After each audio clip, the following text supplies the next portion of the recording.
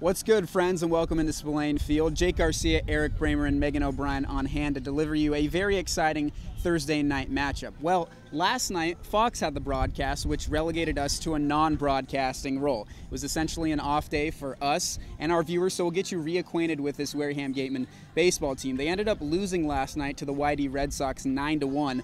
The final score, though, not as ugly as the actual game that transpired here at Spillane. The Gatemen kept it close against Ricky Thomas, which is an impressive feat, a very solid pitcher in the Cape League, and then they faltered late in the game. Yeah, it was actually a 2-1 game going into the top of the 8th inning, but then Tyler Thorne, who had pitched very well for a few innings prior, looked like he might have run out of gas because there aren't too many other options in the Gatemen bullpen, gave up 7 runs, and that pretty much iced the game for the Red Sox. A bright spot, though, Andrew Kalika with 3 more hits, raising his batting average to .439. He now has enough plate appearances to qualify for the league leadership.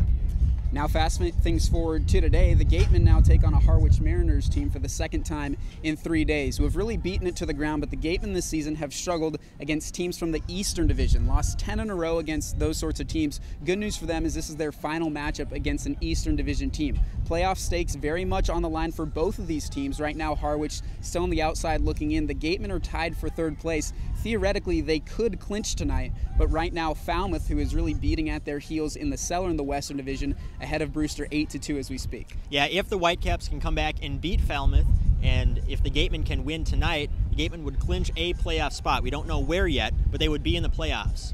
On the other hand, though, if the Gatemen lose and Falmouth hangs on to win, there would only be 1.5 games separating the two teams going into their matchup tomorrow night with 3 games to play. Tonight, the Gatemen send to the mound the Stanford right-hander Brett Harwich. We saw him earlier this week against Brewster. Not his best outing of the season, only lasted 3 innings, allowed 5 earned runs, and again, walks were his biggest issue, as has been the case with most of the season for Harwich. Now tonight, he'll look to provide a support for this Gatemen pitching staff that suddenly looks a lot more hittable than of late. Yeah, I alluded to it just a moment ago. This Gatemen pitching staff has been a little bit depleted. We saw that last night when Tyler Thorne probably should have been taken out, but they didn't have anyone to replace him. They're going to need some innings out of Harwich because there aren't too many more arms down in the bullpen. For more on the state of the Gatemen pitching staff and who to expect later on tonight, we'll send it out to the 3rd member of our broadcast team, Megan O'Brien. Thanks, guys. And as you mentioned, Blake Fox earlier, this Gatemen pitching staff has been shorthanded due to injury. There's only 3 guys available to pitch tonight, but with the weather coming up, that might be just enough for the Gatemen to get by tonight with the win. And as we were talking about Blake Fox, and yesterday that pitching staff, Tyler Thorne came in relief, and the Gatemen aren't going to have someone to go to like that tonight, so they'll need Blake Fox. And watch his pickoff move because that could be dangerous for the offensive threat of the other team. Back to you guys. This one hit well by Sowers to left. Back is Tubbs reaching up. It's gone! Home run, Logan Sowers, the first for the Gatemen this season. It was a no-doubter. Fly ball right field, Jabs charging in. He makes the catch. Boomer White's going to attempt to tag. The throw to the plate in time. He got him. The 0-1 to Matajevic hit well to center field. Charlie Warren ranging back to left center, reaching up and making the catch, crashing into the wall. What a catch by Charlie Warren, robbing an extra base hit and keeping the no-hitter intact. Oh my goodness, that was just a devastating breaking ball thrown by Spitzbarth there. It looks sort of like an E-fist. The 3-1. Hit well to right field. Walker back. This one is gone. A grand slam for Jay Jabs and 6 runs for the Gatemen here in the 2nd. That was an absolute moonshot. And here he is. Fastball in there, strike 3, got him looking. Bailey Clark escapes the jam. The 3-1. Hit well to left center field. Bird is back. He is not going to catch it. It's off the base of the wall. 1 run will score. Jabs is quickly behind him. He will score as well. It's a 2 RBI double for Andrew Kisner, and the Gatemen now lead 7-0. Now has a 2-2 to Bortles. He got him. Zach Houston comes in the game and strikes out the side. Ground ball up the middle. Grand Prix spins around, throws. What a play, Preston Grand Prix. Hi, I'm Kyle Schwarber, and you're listening to Wareham Gatemen Baseball.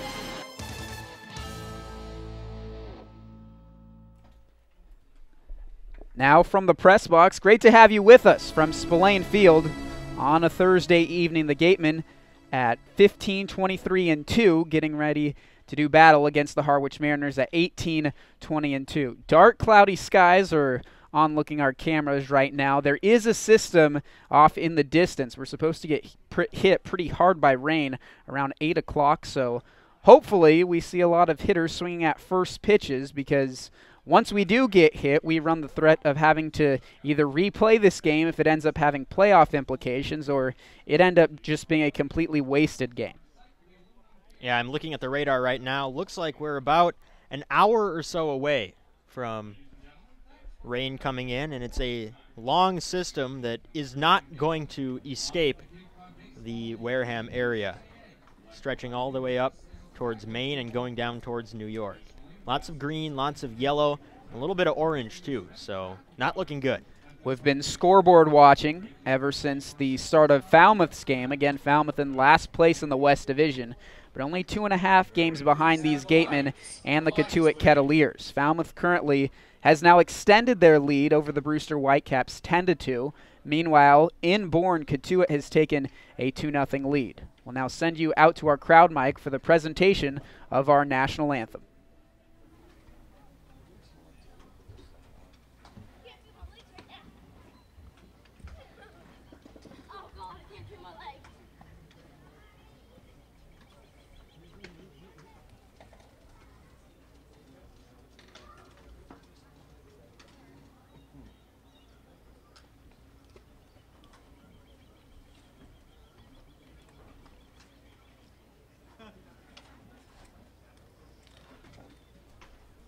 I believe we are just a moment or two away as Teddy Regan finishes chalking the baselines. I felt like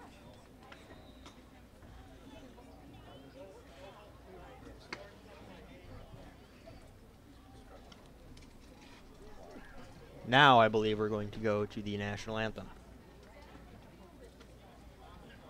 At this time, we ask you to please rise and remove your caps for the singing of the national anthem. Singing the national anthem this evening, we have the New Bedford Harpoon Harmonizers. The New Bedford Harpoon Harmonizers is a chorus that sings in the barbershop style, singing a cappella and utilizing the very pleasant sound of four-voice harmony. The Harpoon Harmonizers were formed in 1947 and have been a landmark of the New Bedford area ever since. Their singers come from throughout the South Coast area. Ladies and gentlemen, please welcome the New Bedford Harpoon Harmonizers. Oh, say can you see by the dawn's early light what so proudly we hail at the twilight's last gleaming, whose broad stripes and bright stars through the perilous fight o'er the ramparts we watched were so gallantly streaming, and the rocket's red glare of bursting in air gave proof through the night that our flag was still there. Oh, say does that star-spangled banner yet wave o'er the land of the free and the home of the brave.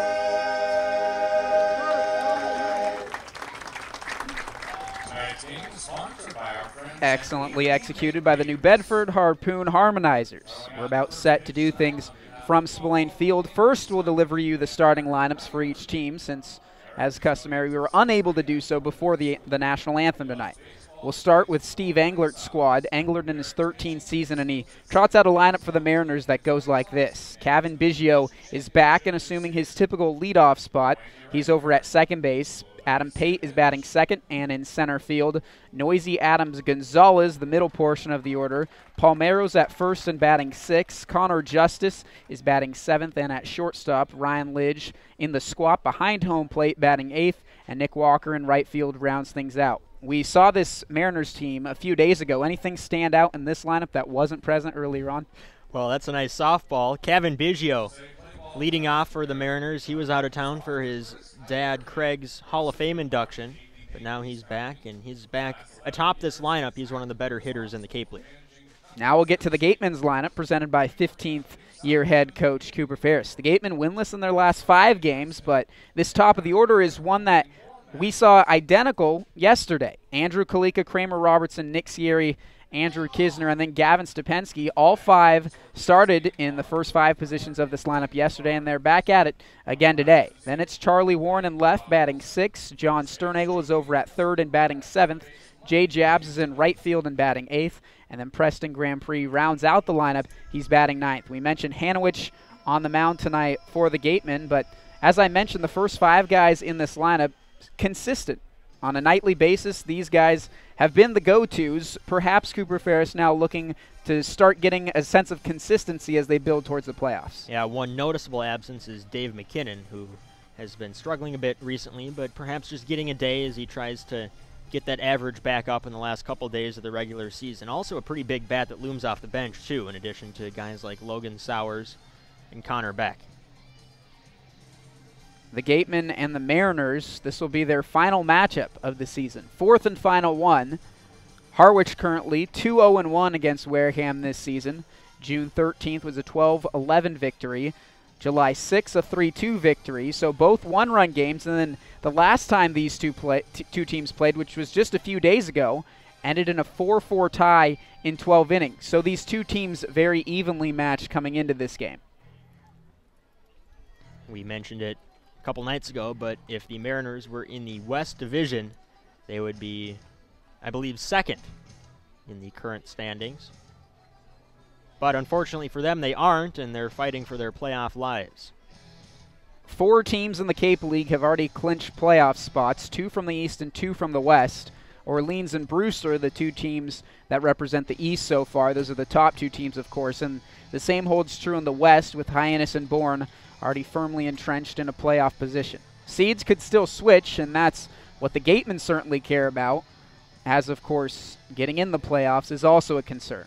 We'll now set the defense playing behind Brett Hanowich. Warren, Kalika, and Jabs left to right in the outfield. Sternagel and Stupensky at the corners, 3rd base and 1st base respectively.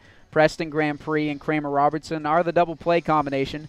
Kisner in the squat behind home plate, and it's Brett Hanowich out of Stanford, who toes the rubber, making his 4th start. Hanowich has had some command issues in his past couple starts. When he's on, he's been very, very good, but I don't think we've seen a complete start from him yet. He's had good innings mixed in with bad innings, and the good innings are pretty impressive. He'll hope to string a couple of those together and get the Gatemen deep into this game with the game still close. Hanowich 0-2 on the season. After his last outing against Brewster, his ERA rose to 6.11. So I'd like to get that down, and like Eric mentioned, one of the ways in which he can do so is allowing fewer base runners. 18 strikeouts this season, which, yes, is good, but 15 walks, a little bit more than he would like. There we see Gatemen starting center fielder Andrew Kalika. He'll be up first in the bottom of the 1st inning. He's been on a torrid stretch all season long at the plate. The Gatemen last night accounting for 6 hits against the Red Sox. Kalika had half of that, so his teammates looking to provide him a bit of support tonight. Biggio, Pate, and Noisy, the 3 due up against Hanowich here on the top of the 1st inning. Can see already that because of the cloudy skies here at Spillane, the lights have already come on. A little bit darker than it typically is at this hour. Hanowich winds and delivers. First pitch breaking ball in there for strike 1. First pitch at 7:03. 77 and cloudy here in Wareham. Back-to-back breaking balls, now 1-1. Biggio, the second baseman from Notre Dame, comes in with a .253 average. In his return to the lineup yesterday, went 1 for 5 with an RBI. Over to first base, and Stupensky with a dive past his glove into right field. Biggio's aboard with a leadoff single. That's something to keep an eye on tonight. Stupensky playing, I believe, out of position at first base. We know him as a catcher primarily. I believe he's played some first base in the past, but not his primary position. So we'll see how he handles it. That was a very tough play to make, diving to his right. Biggio now 2 hits in his first 2 days back after watching his father, Craig Biggio, being inducted into the Baseball Hall of Fame. Adam Pate shows bunt, then pulls back and takes a strike. Pate, the center fielder tonight from North Carolina, checks in with a .288 average. So with his leadoff man Biggio on first, we'll see if he's sacrificing. Doesn't show there and takes a breaking ball in the dirt.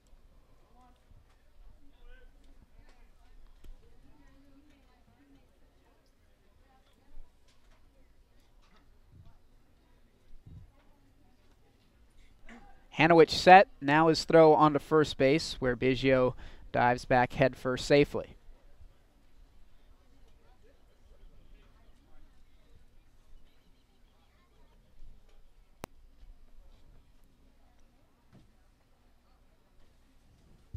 Gets his signs from Kisner. They agree on something. It's a good fastball, 1-2. Stepensky making his first start of the season for the Gatemen over at first base tonight. Saw some action in the third pitch of this game when Biggio roped a single past his dive. Hanowich is 1-2, chopped left side and through the 6-hole. Back-to-back singles to start off this game for Harwich. That's just the way things have gone for Hanowich and the Gatemen in general the past couple weeks. If that ball is a couple feet to the left or to the right, it might be a 6-4-3 or a 5-4-3 double play. Instead, runners at first and second, still nobody out. That'll welcome the 3-hitter Sheldon Noisy into the right-hander's batter's box. Noisy was a pest to the Gatemen last time out. Collected an RBI, and he's really been a pest to them all season long. Against Gatemen this season, 5 for 12 with 5 runs batted in. He has one awaiting on second base, be the first run of this game. Also threw a couple innings of shutout relief a couple nights ago and was in line for the win had the Mariners walked off in the 12th inning. And he exerted himself so much in that game. The game, of course, going 12 innings and Noisy being at the center of it all. He received the day off yesterday. But against a Gatemen team in which he's performed so well, back in there today. He was late on a fastball there from Hanowich and ropes one around the dugout area of the Gatemen.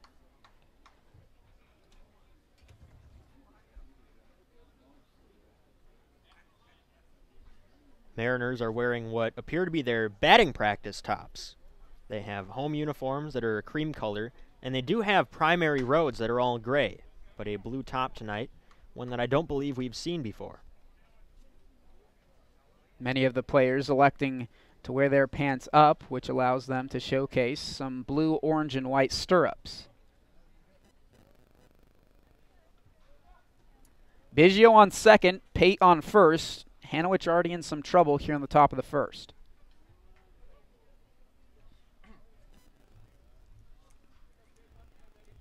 Noisy has hit safely in 10 of his last 11 games. If he can do so in this at-bat, it could spell the first run. 0-2 pitch, in on the fists. Pops straight up, but in foul territory. Kisner has room, now into fair territory, and it hits Noisy. Now the runners are hung up on the bases. A lot of confusion going on. Kevin Biggio is hung out to dry. Sternagel running him back to second. Grand Prix will tag him out. Noisy running down the first base line after he hit that ball, ran directly underneath where the ball was coming, and it hit him in the helmet, which prevented Kisner from making the catch. And I believe the ball should be dead after that decision is made. And the umpires are supposed to place the runners. I believe that's the way this goes. It's so rare that it's not really something you have to brush up on too regularly, but the umpire's conferencing here. As it stands right now, I believe they're calling Biggio out between second and third, and there would be 2 down with Pate at second. Really, it's a no-lose situation right now for the Gatemen. Either they're going to get the out in the form of Noisy in the batter's box, and the runners will have to return, or they're going to end up getting a double play.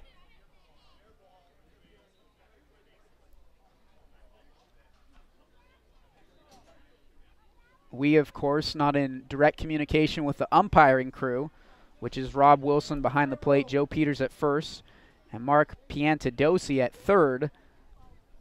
So we're unaware of what the call currently stands as. I believe they're calling it a fair ball. Yes. And just to be clear, Andrew Kisner did exactly what he was supposed to do. Had he impeded the path of Noisy, the hitter, Noisy automatically would have been granted first base. He stayed out of the way. That prevented him from making the catch, but it was also the textbook thing to do. Keep in mind, though, that Kisner does have the right-of-way to the ball. And, of course, Noisy hitting him definitely impeded Kisner's effort.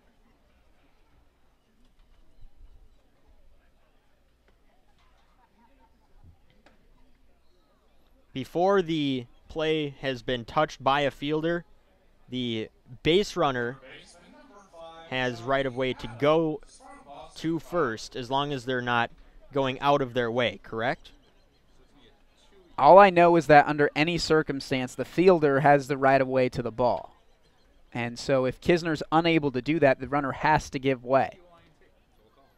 But then you have plays like the interference play in the 2013 World Series where the fielder got in the way of the base runner, and the base runner was awarded home plate. Was the ball coming towards the fielder, though?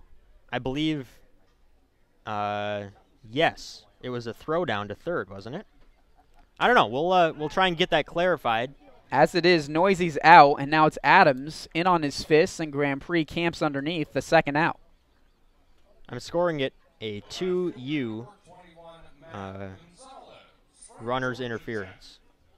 I don't know if that's right, but that's going to allow me to do something somewhat normal in my scorebook.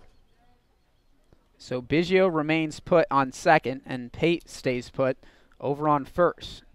The two guys in the top portion of this order led the game off, both with singles.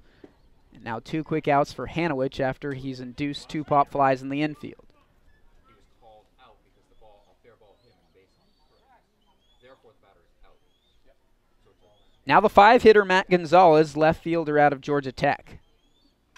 The owner of a .216 batting average, and now down quickly 0-2.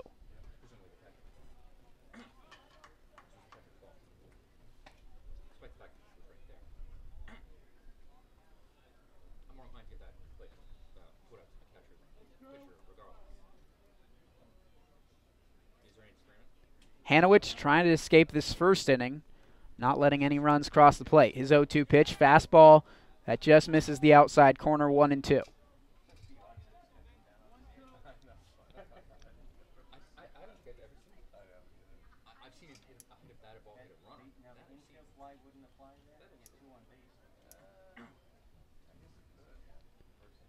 Harwich set, now to home plate, fastball Bayou, and he escapes the jam here in the top of the first.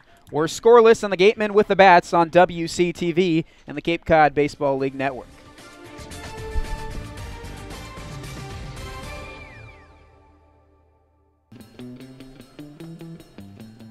No runs for Harwich in the top half of the first inning. It was a wacky one, but they're unable to push any runs across against Brett Harwich. It's Kalika, Robertson, and then Sierra, the first 3 hitters due up for Wareham, as they oppose Williams Deruthi on the mound for Harwich. Deruthi this season, this will be his 10th appearance, 5th start, 4.37 ERA, so thrown 24.2 innings this season. Strikeouts and walks, not anything to write home about, but a 1.09 whip, so he's eliminated the base runners. And he was good in college, and we've seen these guys that are 40 guys, in the words of Cooper Ferris, 60-40 percentage of the time. We've seen them have success against the Gatemen in recent games.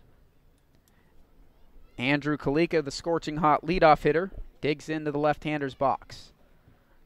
Deruthi into the plate and missing outside, ball 1. As Eric mentioned in the pregame open, Kalika now has enough plate appearances to lead the Cape League in batting average at .439. He watches 2 pitches go by and 2-0. Kalika 81 points ahead of his next closest competition in Nick Senzel over at Brewster. 2-0 pitch, takes a fastball right down the middle for strike 1. There are a lot of complicated interference rules, but just to close the book on what happened in the top of the inning, a fielder always has the right to any place on the field to field a batted ball. That is, one ball that has not yet been touched. Right, and that was what I was saying.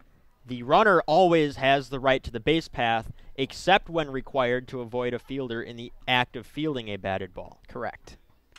The 3-1 pitch is fouled back. Count runs full.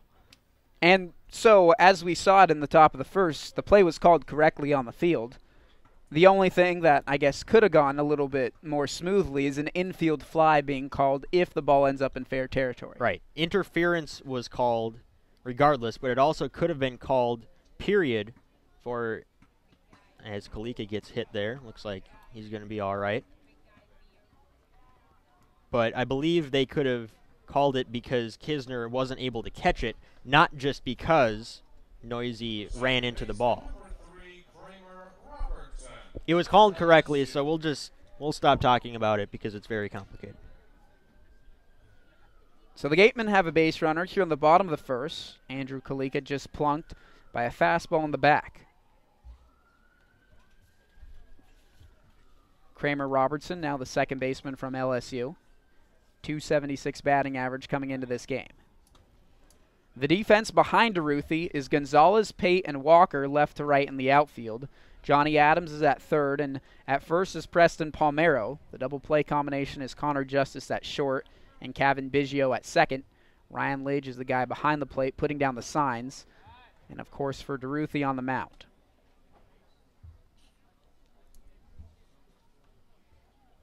Robertson yesterday got the start at second base and in the 2-hole. Only got one at-bat, though, as a few errors in the middle portion of the game resulted in him being replaced for Jose Carrera. Here looking to make amends, a 1-0 count. Spun off a breaking ball to DeRuthi. It's 1-1. A note on Kalika getting hit by a pitch. That was the fourth time this season.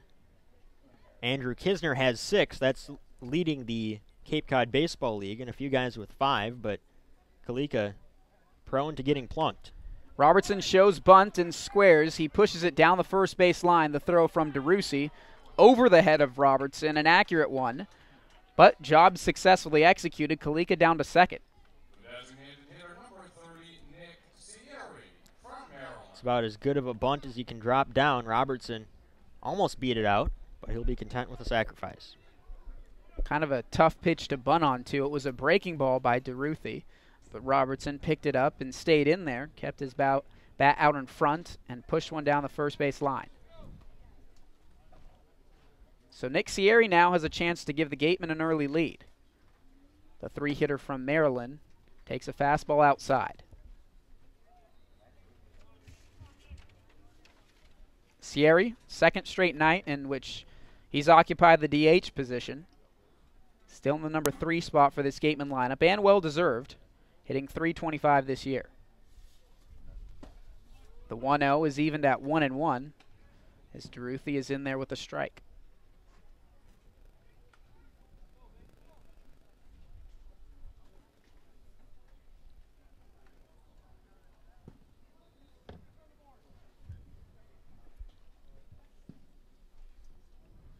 Kalika over on second. He got a rolling lead, but then puts on the brakes.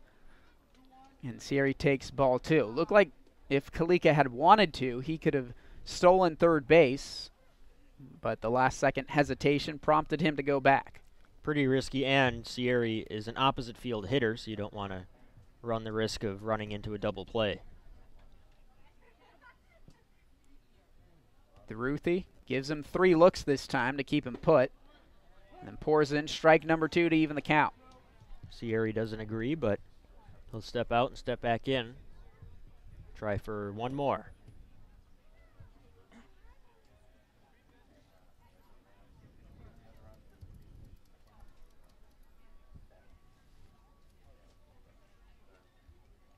DeRuthi set at the belt. The shortstop Justice will now vacate the position. In on Sierri's fist, fouled back and out of play. Will do things again with the 2-2 count.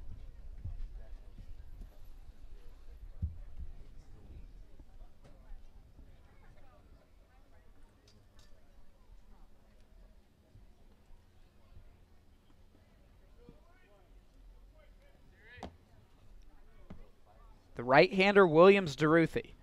opposing the left-hander Nick Scieri, a 2-2 count. Set at the belt, now to the plate. Chopped over to second base for Biggio. Has it on a few hops and throws on to first in time. Kalika over to third base on the play.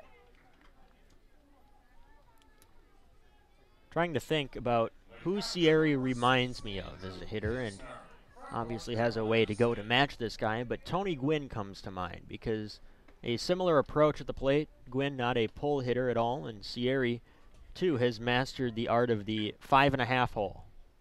Lining balls the other way and getting singles after singles after singles. I'm trying to think if there is a more present-day comparison, but I think, yes, Gwynn is a pretty accurate one. Not sure if I can put my finger on a present-day comparison in the big leagues. Kisner now will take a first pitch strike on the outside corner. Kisner, the 4-hitting catcher out of NC State from Glen Allen, Virginia. Hitting .216 this summer, but he's raised his batting average quite a bit over the past few days. Had a hit again yesterday, and then a very clutch home run against these Mariners with 2 outs in the 9th. That, of course, happened a few days ago, and that propelled the game into extra innings, these two teams ultimately tying 4-4 in 12 innings.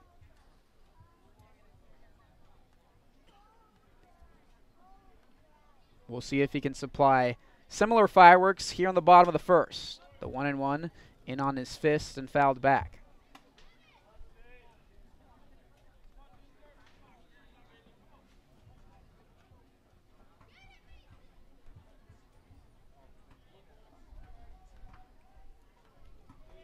Williams Deruthi hit Kalika to start off the inning.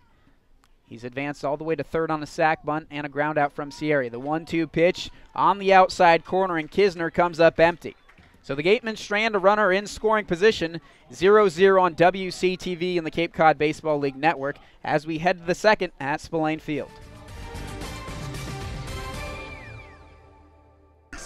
On a Thursday night at Spillane Field, the fans out to support their Wareham Gatemen as the season winds down in the Cape League. After this, we'll have 2 more road games, one tomorrow against Falmouth, one the following day at Bourne, and then the final matchup of the regular season is back here at Spillane against the Cotuit Kettleers.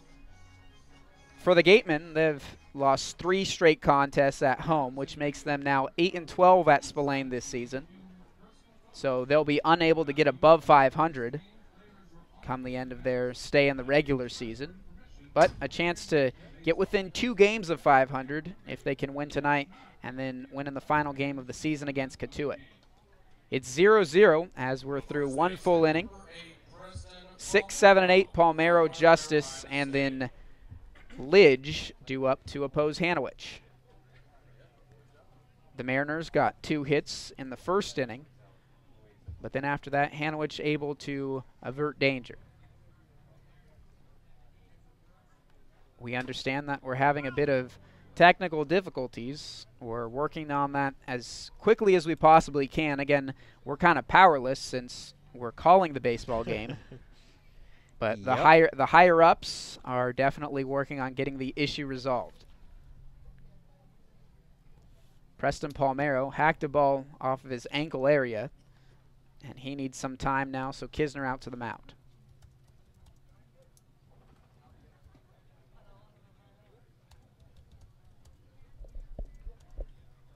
Palmero this season from North Carolina State, so teammates with Andrew Kisner. He's hitting .230 on the Cape League season, but the strikeout number is alarmingly high. His 43 are second in the entire Cape League, or the second most. And in 11 straight games, he's either gone down looking or swinging.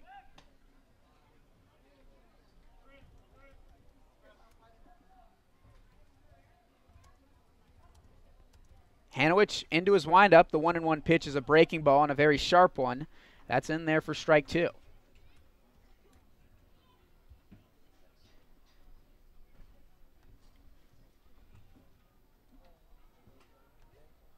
Harwich is 1-2. Opposite field goes Palmero, slicing down the left field line, and it drops for a fair ball.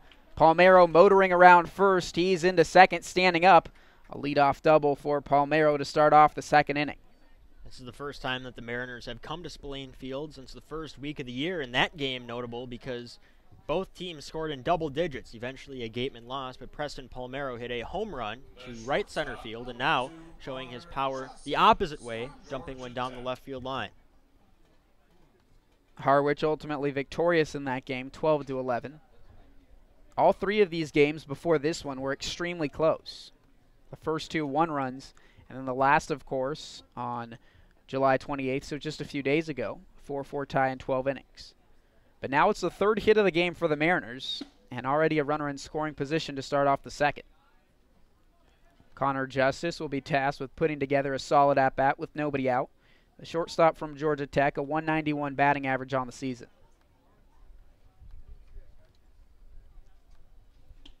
Hanowich will look on to second, now to the plate. Curveball in there, evening the count at 1.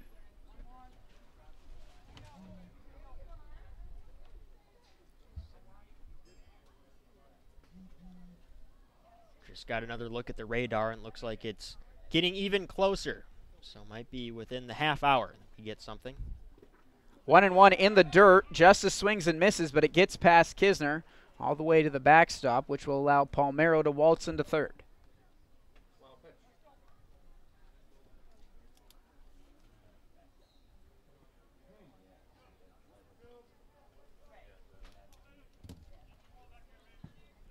So now a runner on third base, just 90 feet away, nobody out in the second inning.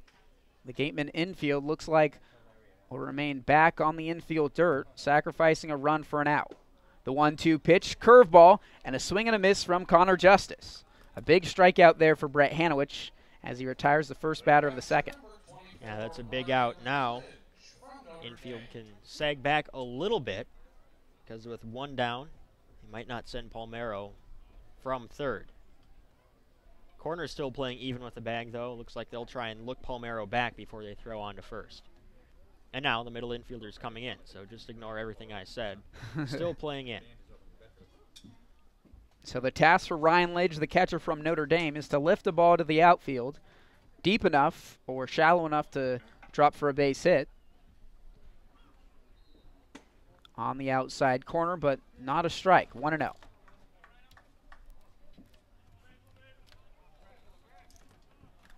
Ryan Lidge sitting at 240 this season. Another Notre Dame guy in this Harwich lineup, so he and Kevin Biggio make up that group. Fastball in there, 1-1.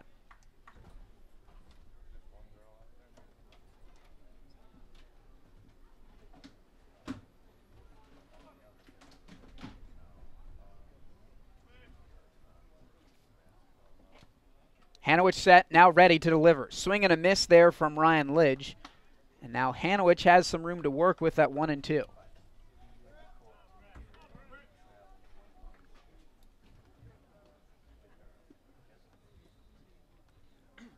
Hanowich has relied heavily on his breaking ball up to this point. We'll see what he offers here. A fastball in on the fist, and it's sliced over towards the dugout of Harwich.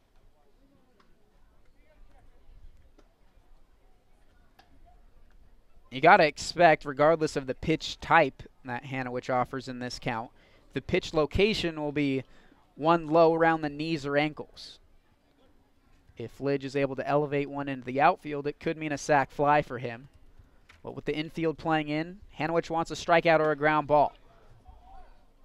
And he just misses there with the fastball. The count runs to 2-2.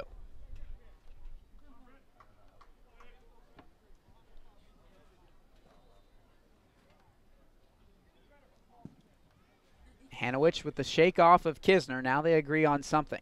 His 2-2 offering tapped lightly back to the mound. He looks the runner back on third and will throw on to first. Out number 2. Another clutch out there for Brett Hanowich, inducing some weak contact from Ryan Lidge. Yeah, and now the infield can play back as they try and get things going. Hanowich has flirted with danger, both in the first and the second. Runners in scoring position with less than 2 outs. But on both occasions, he's been able to get by unscathed. We'll see if he can complete the process here in the second as he faces the 9-hitter Nick Walker. Walker doesn't agree with that strike call, but 0-1. And it looks like now we're back on the internet. We had some technical difficulties earlier. We apologize for those. Of course, calling a game, we're a little bit powerless to fix it, but glad to hear that and see that we're back up. And a reminder to our viewing audience that weather's coming in just a few minutes, so we'll try and keep playing through that, but things do not look good, at least for the time being. Hanowich set. His 1-1 pitch is roped into center field, a base hit for Nick Walker. And the first run crosses this plate. Walker with an RBI single, 1-0 Harwich. Well, Hanowich made a couple really, really good pitches to get 2 outs after Palmero was at third with no outs, but just needed one more and he couldn't get it. Walker now at first in the game, 1-0. To recap a little bit of what's gone on in this game, Hanowich allowed 2 quick singles on the top of the first. So runners on first and second with nobody out, and then was able to induce 2 pop-outs and a strikeout to get out of the jam. Here, Palmero led off the inning with a double, and then advanced on to third after Lidge grounded out to first, or rather on a wild pitch that got past Kisner. And Hanowich was able to get 2 quick outs, but they're a 2-out hit for Nick Walker. You'd almost rather that hit come not in the form of a 2-out hit, because that one hurts a little bit more. I have an update from Brewster. Oh, wow. The Falmouth Commodores were leading 11-2. Now it's 11-7 in the bottom of the 7th inning. For those unable to catch our pregame open, the Gatemen and the Falmouth Commodores are really battling for the last playoff spot. Wareham currently at 2.5 games ahead of the Commodores. And with 1 meeting to go between those 2 teams, if Falmouth loses tonight and the Gatemen win, the Gatemen can seal up a playoff spot.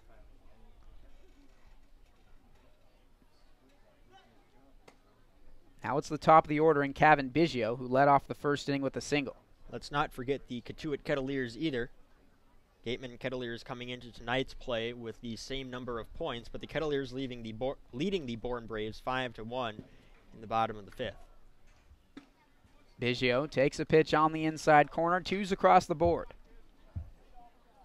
Gatemen have a 2.5 game lead over the Commodores with 4 games to play, but if Falmouth can hang on to win their game, and this game goes final, Gatemen losing it, it would only be 1.5, with the Gatemen traveling to Falmouth tomorrow night.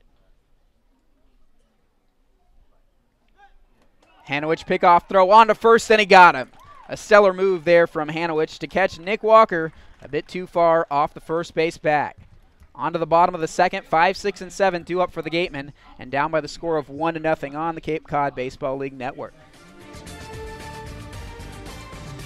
Here's a glimpse of the Wareham Gatemen bullpen. Since Fox had broadcast rights of yesterday's game, Eric, it's my understanding and actually my knowledge that you were down there yesterday doing a little bit of a video package on life down in the bullpen. So answer me this. What is life like down there? It's weird. Or at least that's the impression I got from Evan Hill and Grant Dyer, but they're 2 weird guys. So I had a great time down there. I filmed about a 4-minute piece that's on Facebook and YouTube, Twitter, all the different networks. So if you haven't seen it yet, go take a look. It's not hard-hitting journalism by any means, but it was a fun way to spend my off day. Stepensky takes ball 1 and then offers out a fastball outside. Fouls it back. It's 1-1. If you do want a piece of hard-hitting journalism, my role yesterday was to write a feature story on Andrew Kalika. So go over to the Gatemen website, as Kalika is now in the lead in the batting average department. Give that a click. The Falmouth-Brewster game has gone final, presumably due to darkness, which I guess I did not think of, but in Brewster, so no lights. The Falmouth Commodores beat the Brewster Whitecaps by a score of 11-7. So now the lead for the Gatemen is back to 2, and that complicates matters. So Falmouth snaps a 7-game losing streak tonight. Stepensky dumps one into center field. A base hit for the 5-hitter, the first one of the game for Wareham. Not all that well hit, but doesn't matter. It'll be a single in the stat sheet. And Stepensky trying to get his average back up. That's a weird thing to say about a guy who is batting .393, but it was around .500 for his first few games with the Gatemen. Stepensky now with a hit in 7 of his 8 games started with Wareham. Before that at bat, 11 for 28 on the season. His batting average will go up a few ticks. Charlie Warren into the left-hander's box. He swings at the first pitch and misses. Warren at 297 in the batting average department. Pinch hit yesterday against the YD Red Sox. Came away with a single, so 1-for-1 showing.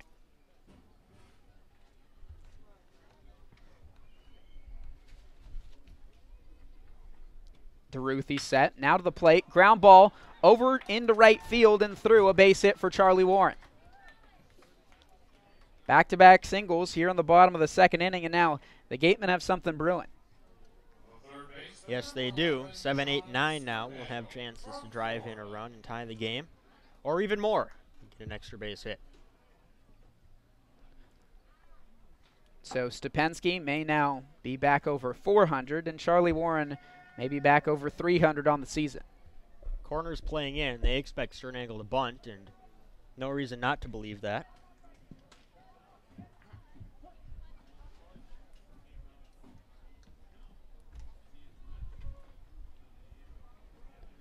Sternagel shows bunt. Pretty solid one. Back to the pitcher's mound where DeRuthi is there. On to first base in time. But both runners advance 90 feet, so the job is executed there from John Sternagel. The Gatemen have runners in scoring position now for Jabs. Jabs with a base hit to the outfield could give the Gatemen a lead. Runs have really been at a premium this season for the Gatemen against Eastern Division teams. Plus 19 run differential against the West. And now with the 1 run on the scoreboard for Harwich in this game, a minus 44 run differential against the East. Jabs takes a first pitch strike as DeRuthi fires in a fastball.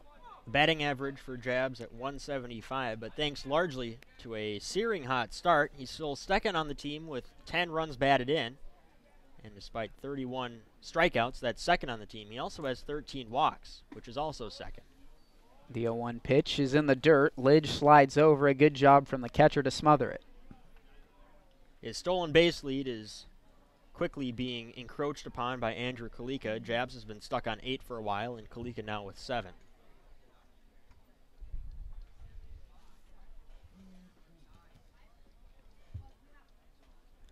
DeRuthi set. Now he's ready to the plate. Slider in the exact same location, and Jabs holds off.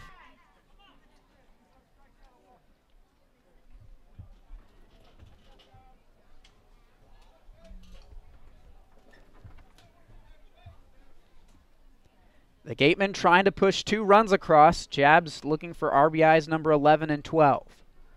DeRuthi's 2-1. High fastball. Now 3-1. Grand Prix, the 9-hitter, awaits in the on-deck circle. DeRuthi does have an open base to work with, so at this point, it's whether or not he'd rather face Jabs with runners on second and third or Grand Prix with the bases juiced.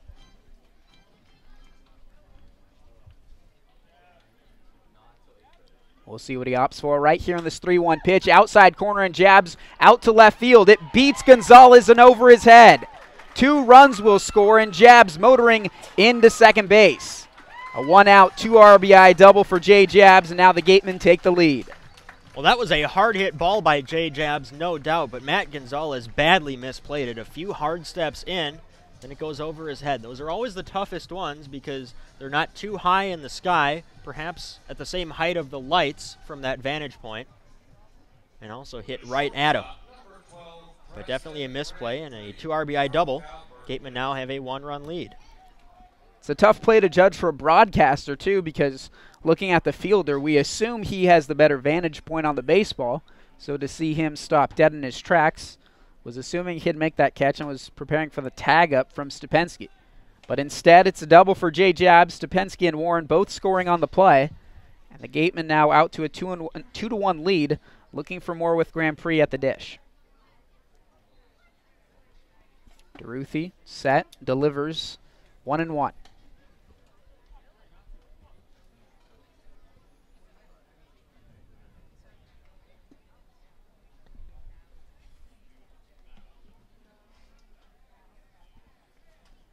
Grand Prix trying to cash home Jabs on second base. Continues to dance off, but DeRuthi focuses attentions on home. and misses with the breaking ball 2-1. Kevin Biggio was the guy who was supposed to be holding on jabs in that situation, but he had vacated quite early on, and DeRuthi continued to stare him down, but jabs continued to extend his lead. 2-1, shattered bat in on the fist. Adams has it over at third. So Grand Prix, both unsuccessful in the pursuit of driving home the run and unsuccessful in advancing jabs onto third base.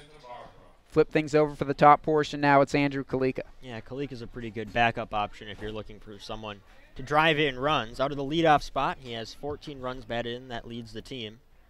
And the .439 batting average speaks for itself.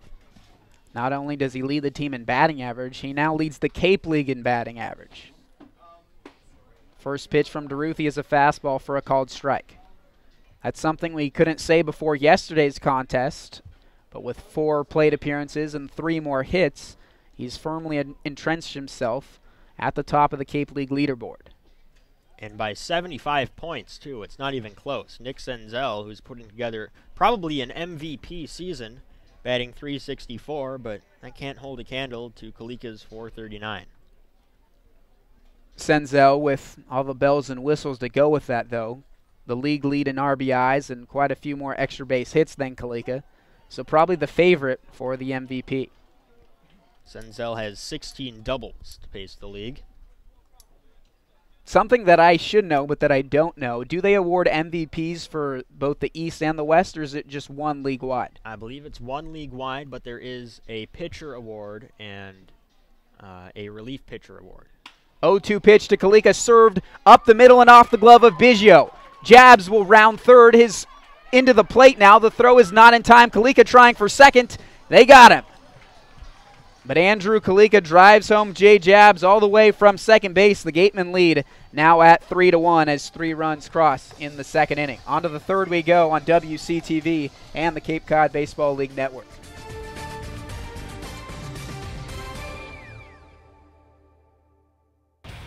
Brett Hanowich now has some run support. 3-1 Gatemen as we head to the third inning. He'll now be going through this Harwich Mariners lineup for the second time. 1, 2, and 3, Biggio, Pate, and the Noisy. Biggio offering at the first pitch. Fouls one straight back, 0-1. We have breaking news in Major League Baseball. Carlos Gomez traded to the Astros after very nearly going to the Mets last night. And there's a Major League Baseball pop fly in the infield. Robertson camps underneath and puts it away for out number 1. I wonder if Gomez passed the physical with flying colors. That was reportedly the issue last night with the Mets. Well, there were reportedly a lot of issues with that trade. First, it was the physical of Zach Wheeler. The Brewers didn't like that. Then it was the hip of Carlos Gomez. The Mets didn't like that. And then reportedly it was the Mets not wanting to, or not getting enough financial support in that deal. But who knows? The Astros obviously didn't have too many concerns with it. Brewers left at the altar for just one day, and now the Astros apparently ready to sweep them off their feet. Chopped over to Sternagel. Has it on a backhand, and a strong throw will get the speedy Adam Pate.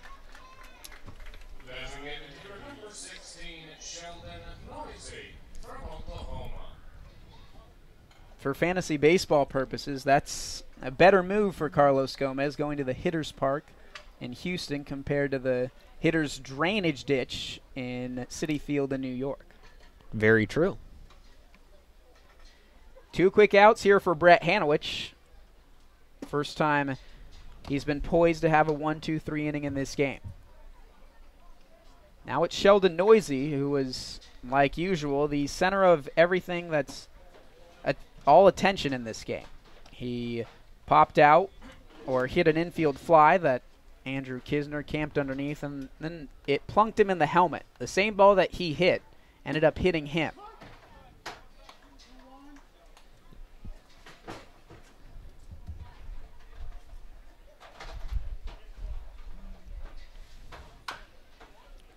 Chopped foul, the count 1-2. Harwich has not pitched a whole lot with a lead this year, so it'll be interesting to see how he reacts tonight. Now given a 2-run lead. 2-2 is roped into right center field. Noisy's aboard with a base knock.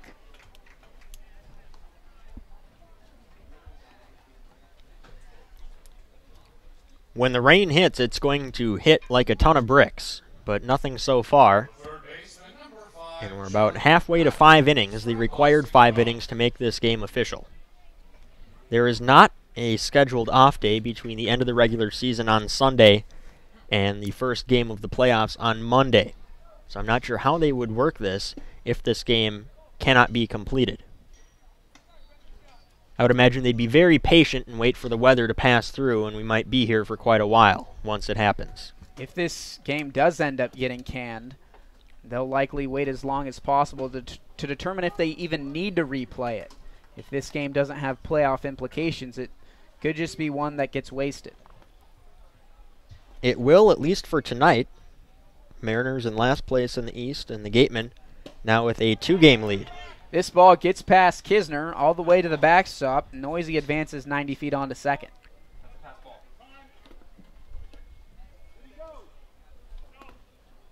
Be officially scored a pass ball, and there's an appeal onto first base. Johnny Adams, the 4-hitter, did not go around. We had a very illuminating discussion with Steve Englert before the last... Is that the right word for it? I'd like to call it illuminating. Okay. Before the last time these two teams played, which was in Harwich. And Englert was definitely a personality, and I think it's also showcased in how he refers to his players on his lineup card.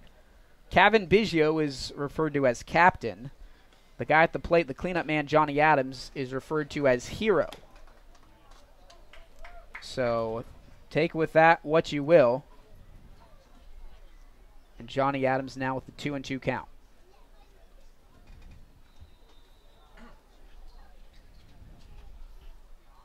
Harwich out of the stretch, fires in a fastball missing high. Count runs full. The 5-hitter Gonzalez awaits.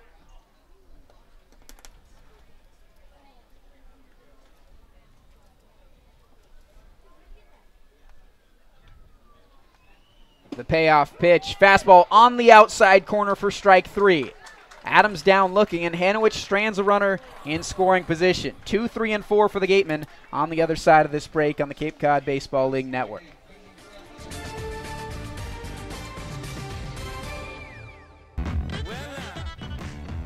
Through 2.5 innings at Spillane Field, the Gatemen a 2-run lead over the Harwich Mariners. All 3 runs crossing the plate in the bottom of the 2nd inning. 2 on a Jabs 2 RBI double, and 1 on Kalika's RBI single. On that play, though, Kalika tried to stretch it into what would have been a single and then, I guess, a fielder's choice, but he was gunned down over at second to end the bottom of the 2nd. So now it's Robertson who start things off here in the 3rd. And though Kalika was frustrated at getting thrown out, I think part of that, at least at the subconscious level, was to try and draw a throw, because that meant that Lidge popped up from potentially making a play at the plate in order to get for the out at second. Inside pitch, and Robertson hacks one foul. 1-1. Robertson sacrificed himself in his first at-bat and laid down a bunt, so officially 0 for 0. I'm looking at an updated radar image, and it looks like the biggest system is going to pass just to the south of us, and a smaller one is going to be up to the north of us. So the hope is that that sandwiches the Wareham area and we escape largely unscathed. Had a few conversations with other broadcasters around the league, and they're very frightful for this weather as well. Foul ball will reset and do things again with a 1-2 count. Remember that for this game to officially be in the books, it has to go 4.5 innings because the Gatemen are the home team and currently have the lead. That means Harwich would have to get through the 4th and the 5th unscathed, and then if the rain comes down and the skies open up, this game could be considered official.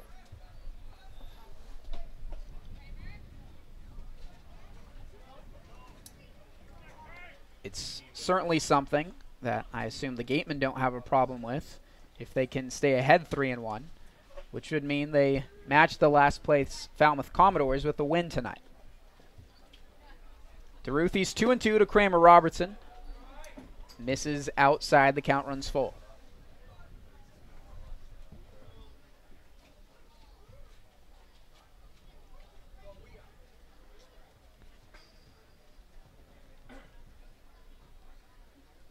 DeRuthy's payoff pitch, and Robertson just stays alive off the end of the bat. An emergency hack there from Robertson, but he'll live to see another day.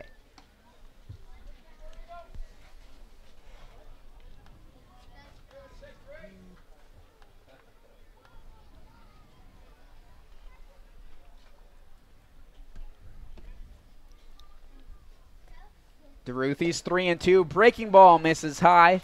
Robertson trots on down to first base with a leadoff walk. That's a good way to start it. Sierra probably not here to drop down a bunt. We've seen crazier things, though. Yes, we have, from Sierra. Namely a Nick Sierra delayed steal, which, in my opinion, was the funnest thing of the season aside from the walk-off suicide squeeze. Definitely a highlight. He was back in Bourne about a week ago. Still haven't seen Sierra hit a home run yet. That would be quite fun.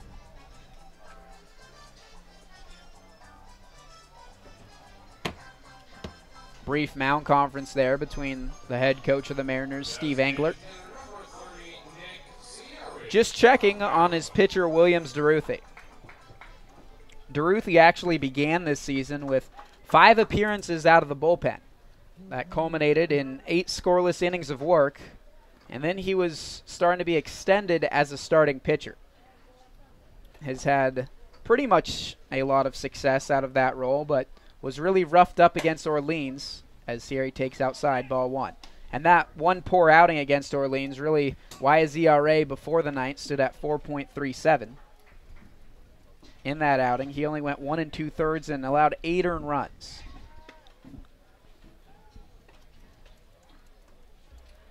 Kramer Robertson's over on first base. He drew a leadoff walk. Now it's the 3-hitter Nick Sierra who's 0 for 1.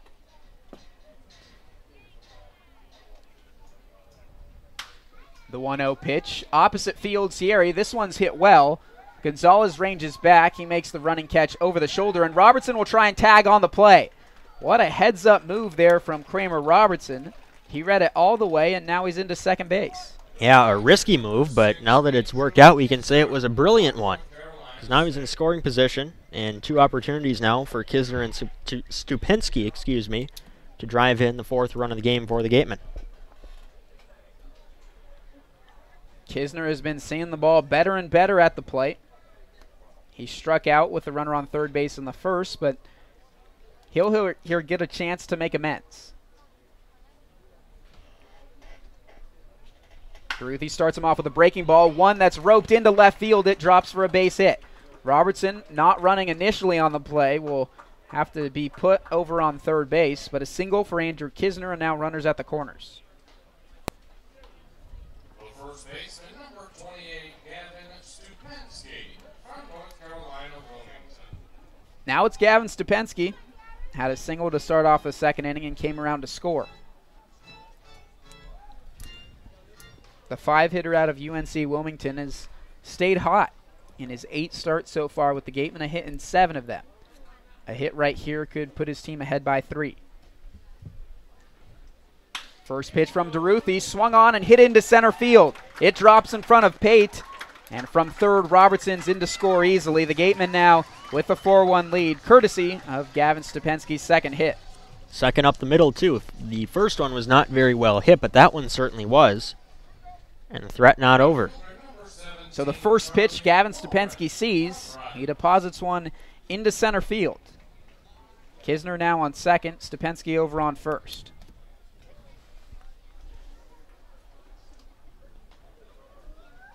Now the catcher Ryan Lidge out to have a few words. After a pretty good first inning, in which the only damage was the fact that he hit Kalika, DeRuthy's been hit around by this Gateman team. 4 hits in the second, and now 2 here in the third. Warren now in the left-hander's box, looking for his second hit as well.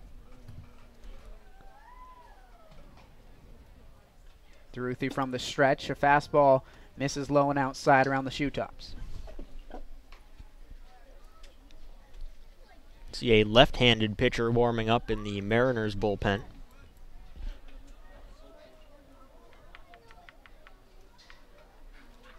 Duruthi a look on to second. Now his concentration on home. Warren now with a 2-0 count.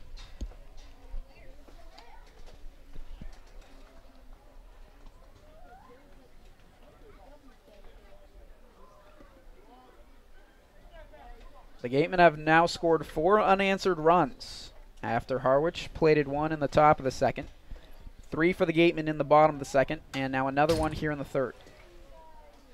Warren was on it, fouled straight back, 2-1.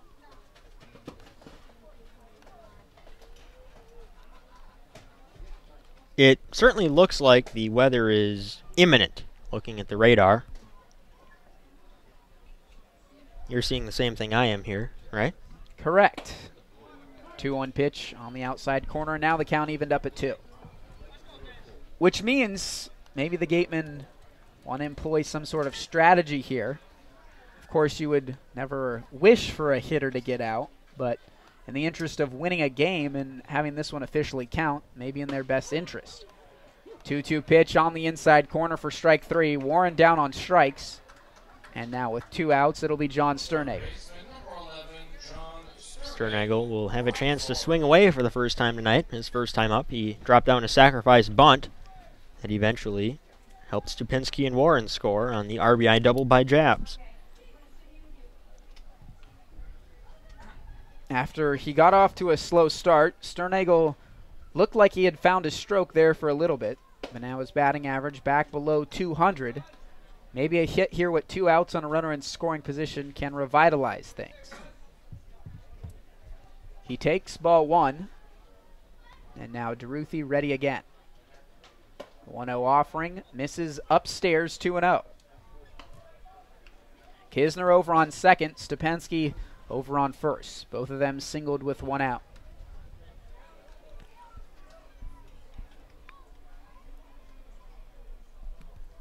Duruthi set, now to home plate. There he notches a strike, a fastball that catches the outside portion.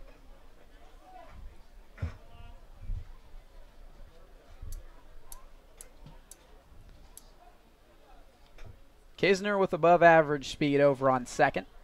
With 2 outs, he'll likely score. Rolled over to third base, Johnny Adams has it, and he opts to go the easy way onto second base. The inning's over, but the Gatemen score a run. A Gavin Stupinski RBI single makes the score 4-1.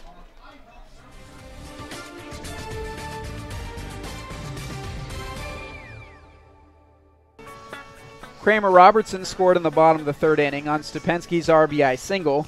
And now we'll welcome in Megan O'Brien, who has more on the Gatemen's second baseman. Megan? Thanks, guys. Yesterday we caught up with Kramer Robertson's mom, Kim Mulkey. She's the head women's basketball coach at Baylor and also an Olympic gold medalist. After Kramer had 2 errors yesterday, we asked her how, as a mother, she would talk to him opposed to as a coach, and she said, you know, this is a testament to see how he comes back tomorrow, and sports can teach you more than anything in the real world. So Kramer Robertson today already worked a walk and showing off his glove in the field. Look for more defensive and offensive production from him tonight. Back to you guys. Thank you, Megan. And yeah, Kramer Robertson showcasing a short-term memory. Laid down a good sack bunt in the first and then drew a walk, came around to score in the third inning. Now it's Harwich out to start his 4th inning of work. Induces a swing and a miss there from the 5-hitter Matt Gonzalez. It's Gonzalez, then the 6-hitter Palmero, followed by the 7-hitter Connor Justice. Out of the windup and now on to home plate. A strike there on the outside corner. Looked like Kisner's glove was taken aback by that fastball, but still a called strike ruled by Rob Wilson.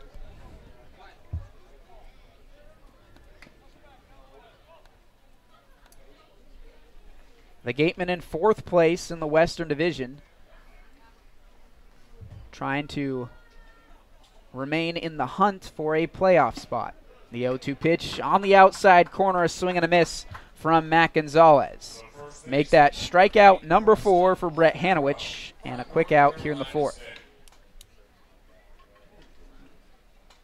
Hanowich so far has reacted well to being handed a lead. We'll see if he can get that going and at least get through 5. I think Blake Fox is coming up next, or at least some point in the game. New addition to the Gatemen might make an appearance as well. Palmero doubled and scored in the 2nd, and now he stands in the left-hander's box. 1-0, now 1-1, as Hanowich is in there for a strike. Remember that earlier today, Falmouth snapped a 7-game losing streak. So as it stands now, they're 2 games behind the Gatemen for the 4th and final playoff spot in the West. The Gatemen can get back to their 2.5-game lead if they're able to take this one from Harwich. 2-1 pitch, swing and a miss. Palmero comes up empty on a slider around the shoe tops. That new addition that I alluded to is Matt Smallwood, righty out of University of New Mexico. We think he and Blake Fox will handle the rest of this game when Hanowich is done. 2-2 fastball by you for strike 3. Make that 3 in a row for Hanowich and a total of 5 here against the Mariners. Number 2, Connor Justice from Georgia Tech. Make that 12 games in a row in which Palmero has gone down on strikes. And now Hanowich poised, much like he was in the 3rd, for his first 1-2-3 inning.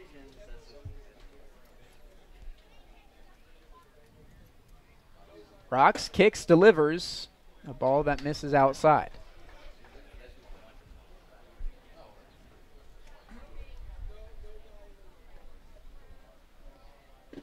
(1-0) in the dirt and dug out by Kisner on a backhand. 2-0.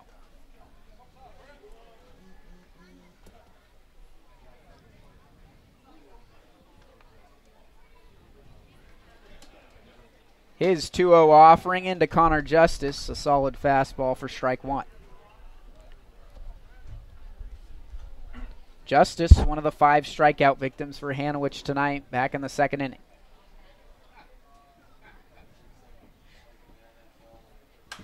(2-1) in on the fist, a jam shot, back and out of play. It should be noted that the wind is blowing out quite briskly to right field. So we might see some fly balls impacted by that. Wind, I think, has picked up in recent minutes because of the weather coming in, though, again, another look at the radar indicates that the worst is going to pass both to the north and south of us. And it looks like the rain has started to fall here at Spillane. Looking up into the lights, we can see some sharply shooting raindrops, so to speak. Hanowich trying to strike out the side. His payoff pitch on the outside corner. Hanowich retires the side in order, 3 strikeouts here in the 4th inning. The Gatemen with a 4-1 lead.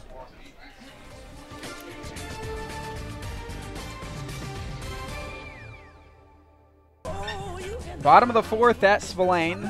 The umbrellas are starting to be summoned by the fans as the rain has started to come down. It was forecasted in the radar, and we have a system of brewing. Hopefully we can get through a few more half innings. The Gatemen need to get through 4.5 for this game to be considered official. It's become a bullpen game now for the Harwich Mariners. The day of Williams DeRuthi is in the books. He'll give way to the left-hander, Anthony Ciavarella. Ciavarella is a familiar name and a familiar face because the Gatemen have seen him before this season. On the year, 2-2 with a 5.40 ERA, making his 9th appearance all out of the bullpen. 8 earned runs in 13 1/3 innings, 17 strikeouts in that span, but also 15 hits. So he's been hittable and unhittable at the same time. More strikeouts than innings pitched. His control looks to be good too. 4 walks, but I guess that's what you can really expect from a guy who's always around the strike zone. He'll be hit a little bit and touched up on occasions, hence the 15 hits and the 5.4 ERA. For the Gatemen due up, it's 8-9-1, Jabs Grand Prix, and then Andrew Kalika. Jabs starting things off here in the bottom of the 4th inning. In the bottom of the 2nd, he delivered a clutch 2 RBI double that gave the Gatemen their first runs of this game.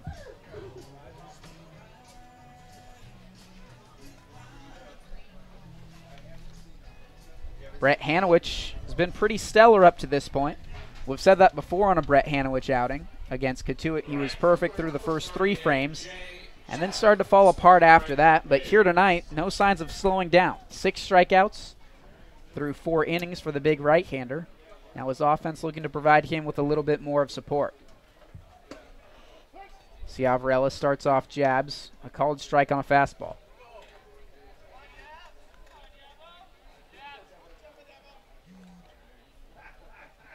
Oh, 1 blown past jabs, 0-2.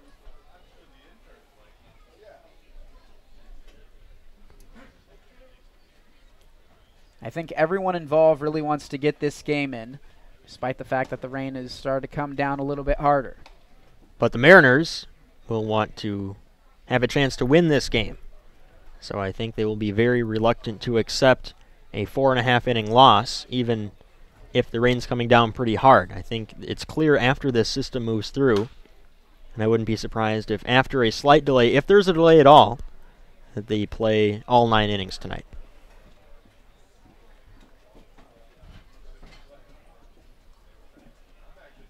And Harwich very much in the playoff conversation, though on the outside picture up to this point. In 5th place in the Eastern Division, but at 18-20-2, they've played some good baseball this season. There's a good glimpse of the rain that's falling down in the Spillane outfield grass. Jab stays alive on a 2-2 count. Reset after the foul ball.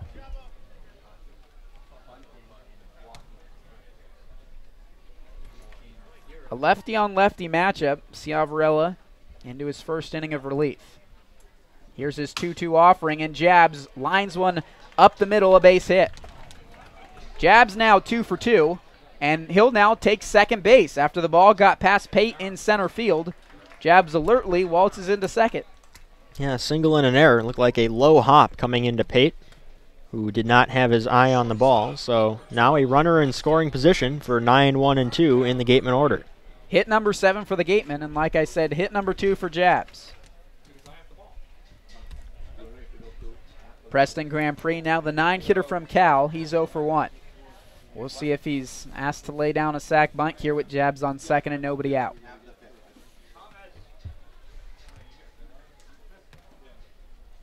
Ciavarella now from the stretch, bounces a ball and it gets past Lidge. To the backstop, and trotting into third base easily is Jabs. Now things get easy for Grand Prix, who only has to hit the ball through the drawn-in infield to get an RBI. And one glimpse down to Cooper Ferris over in the third base coaching box. Could tell that his signal was clearly hit away.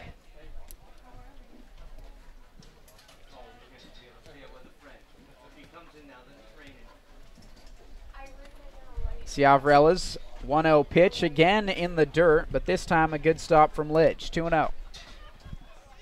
Have to pull our crowd mic into the broadcast booth for fear of it getting a little bit too wet to function. The Harwich infield drawn in with nobody out. Grand Prix trying to extend this lead to 5-1. Now 2-1 after he fouls a pitch back. Had a good cut there. We'll see if Ciavarella comes back with a similar offering. Here's his 2-1 pitch to Grand Prix. Induces a swing and a miss. Grand Prix thinks it's strike 3. And it apparently is. The scoreboard was wrong. Usually, like 99.5% of the time, the scoreboard's right. But just missed one there. Oh, well. I don't remember the third strike of that. Grand Prix evidently did. I was pulling in the equipment, so. And I was watching you do so. Well, that'll make the bloopers as Kalika fouls one straight back. Kalika's reached base twice today. RBI single in the second, hit by a pitch in the first. Harwich infield still drawn in. The Gatemen get a second chance now with their leadoff man in Kalika to plate this run. The 0-1 is lined into left field right to Gonzalez, and wisely so, Jabs will remain put on third. So the Gatemen had nobody out, a runner on third base on both times, unable to score Jabs. That ball was hit hard, too, by Kalika. Certainly harder than his RBI single back in the second, but That's the game of baseball. Sometimes you hit it hard and you get robbed. And now the Harwich defense will be afforded the luxury of taking a few steps back. With 2 outs, it's now Kramer Robertson takes up an out ball 1.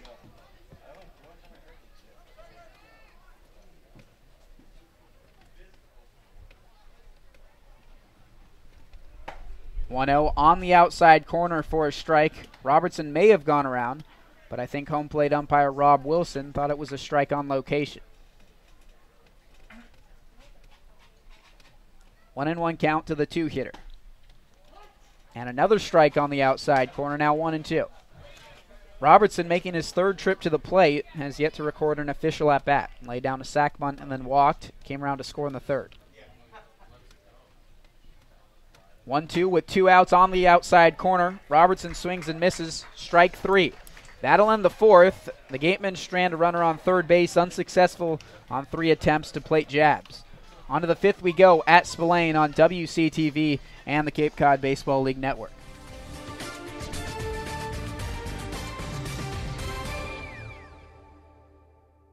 Harder at Spillane. If you were paying attention to the shots during the commercial break, you may have gotten a glimpse of the opposing broadcasters. They were in the upper right corner of one of the shots. They are currently pushing through, grinding it out, still broadcasting the game. Despite the rain that's coming down here at Spillane, they've managed to assemble their tarp in a way. Our tarp. Our tarp, rather. We gave it to them. That we so graciously gave to them. They've assembled it in a way that's covering both themselves and their equipment. And that's really a sign of grittiness. Wanting to get this broadcast in at all costs. Great work. We've been there before. We have. And it's not fun. But thankfully here at Spillane, we get the luxury of being in a broadcast booth.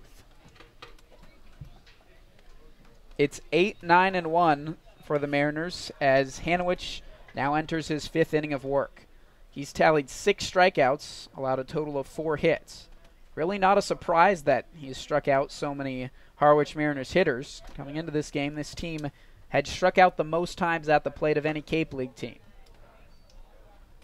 1-0 as Harwich misses with the first pitch ball. 405 strikeouts for this Harwich offense. Now 1-1 as Harwich is in there with a strike. It's also an offense that has a lot of strengths too. They take a lot of walks, steal a lot of bases, and hit a lot of home runs. Now 2-1 to the 8-hitter Lidge. Lidge 0 for 1 as he bounced out to Brett Harwich back in the 2nd inning. Harwich tilts back, flutters in a fastball a bit too high. The count goes to 3-1.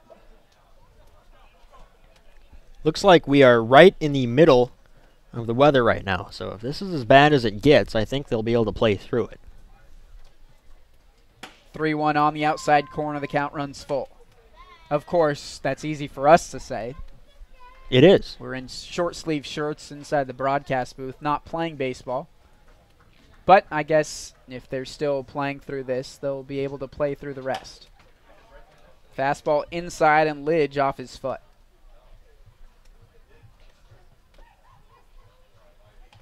If the rain does start to pick up, though, which by all accounts it certainly could, Harwich, all he has to do is get through this half inning, and this game could be official. Payoff pitch, strike 3 past the bat of Ryan Lidge. Strikeout number 7 for Brett Harwich. He's really feeling it right now on the mound. 5 consecutive as well. That's the most impressive thing. The last batter to put a ball in play was Sheldon Noisy way back with 2 down in the 3rd inning. Now it's Nick Walker, who has one of the 4 hits for Harwich tonight. It was an RBI single and has accounted for the 1 run.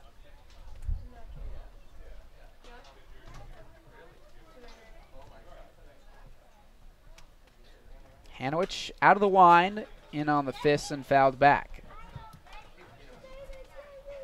We've been so lucky this season with rainouts, only having 2 of them up to this point. And actually one of them was against this Harwich team. We made the drive all the way up to Harwich, and then the skies really let open. high chopper over to Sternagel. He'll have to be quick with it over at third. No chance for him. Walker aboard with an infield single. Not a whole lot that can be done. Harwich inducing weak contact, but it was too tall for Sternagel even in the wet dirt. And no real play. Good thing he had an accurate throw over to first, because a wild throw, a hurried throw, could have put Walker into scoring position. So these two singles, one of them for Noisy back in the third, and now the one for Walker here in the fifth, sandwich 5 consecutive strikeouts for Brett Harwich. In simpler terms, that single there from Walker just snapped 5 batters in a row who Harwich had retired via K. The leadoff man, Kevin Biggio, who's 1 for 2 into the left-hander's box. 1-0 as Harwich misses outside with the fastball.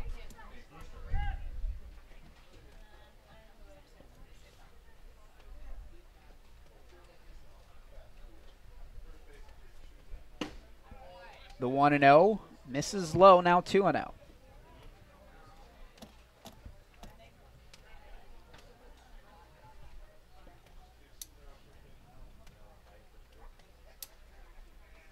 Harwich set, now to the plate.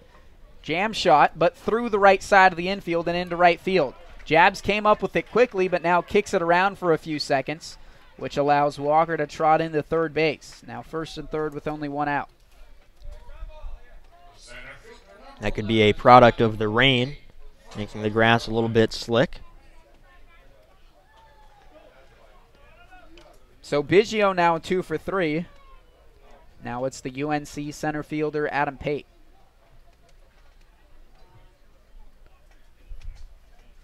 Did mention that this Harwich team likes to swipe a bag here and there. 61 stolen bases on the season. That puts them in second place in the Cape League. And in a game in which runs from here on out could potentially be hard to come by, we'll see if they get guys in action. No one moving on this play, and Harwich pours in a first pitch strike.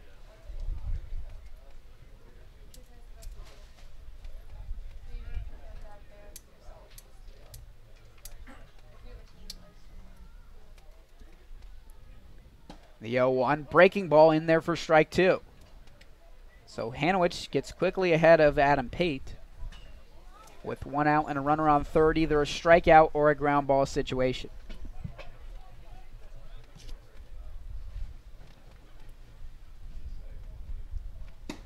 0-2 is outside. Kisner on the backhanded stab.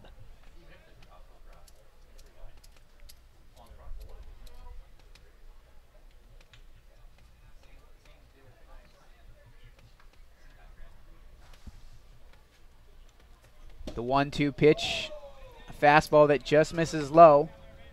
Now the count evened up. Third base coach running through signs with his 2-hitter Adam Pate and Kevin Biggio over on first. Harwich set his 2-2 offering, a breaking ball that misses low and inside. The count runs full, and Noisy, the 3-hitter, is on deck.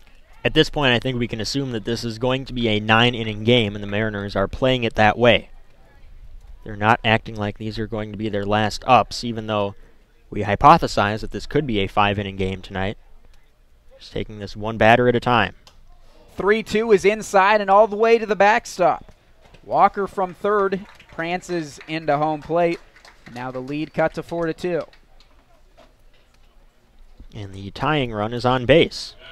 We've seen Harwich have innings like this in the past, and I can't see anyone warming up yet in the Gatemen bullpen, so he has at least a little bit of a leash here. Encouraging to see them at least give him a chance to work out of this. But if things get any worse, they might want to start warming someone up. Pate on first, he's aboard for the second time. Biggio on to second with the walk.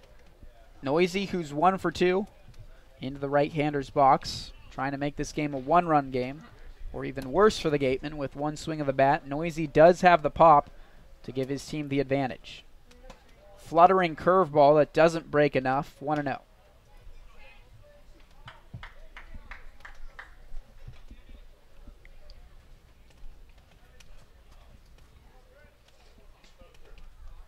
Harwich set at the letters, now fires, strike 1, it's 1-1.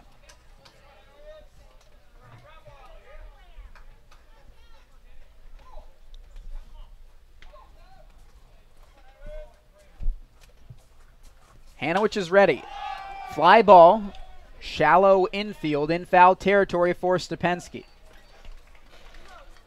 Out number 2 in the 5th comes in the form of a noisy pop out in foul territory.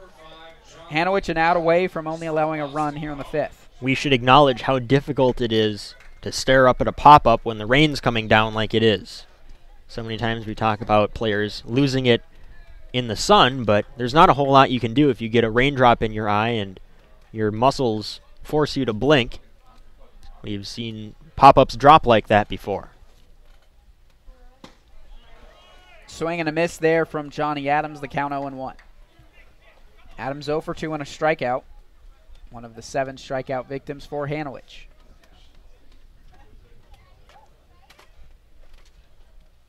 (0-1), now 0-2 as he blows a fastball past Adams.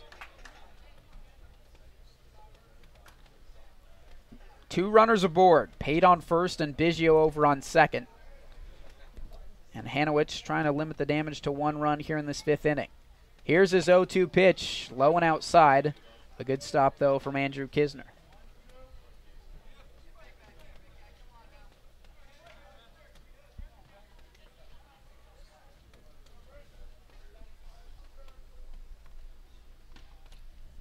Now Hanowich is 1-2.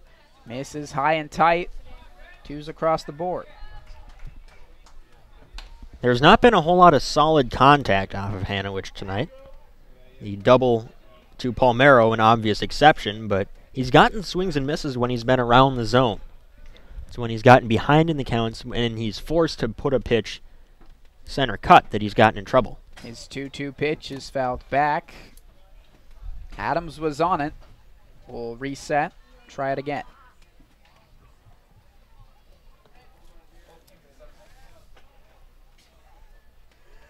Adams looking for RBI number 14 on second base, and possibly more. 2-2 pitch on the outside corner for strike 3. Hanowich leaves 2 stranded, 1 run scores for the Harwich Mariners. It's 4-2, and on to the bottom of the 5th on the Cape Cod Baseball League Network and WCTV. The Gatemen winless in their past 5 games, but trying to stop that trend. This game can now be considered official if rain hampers the rest of play. But as it stands now, the team's back out taking the field. 4-2 Wareham over the Mariners as we're into the bottom of the 5th. It's Sierra, Kisner, then Stupensky, the 3, 4, and 5 hitters, out to oppose Anthony Ciavarella, a relief pitcher beginning his 2nd inning of work. Recap some scoring. Harwich started the game off with a run in the 2nd. Wareham answered with 3 in their bottom of the 2nd. As this pitch plunks Sierra, and he's aboard quickly to start off the bottom of the 5th. Ciavarella had probably the most impressive pitching of the night. He allowed a runner to third base to start out his outing in the 4th inning, then went strikeout, line out, strikeout to get out of the 4th inning without allowing a run. So to finish that thought, in the bottom of the 3rd, Wareham scored a run, and then Harwich answered with a run of their own in the top of the 5th. So as we stand now, 4-2 for the Gatemen, 7 hits. Meanwhile, for Harwich, a total of 6. Pitch inside to Kisner to start off his at-bat 1-0.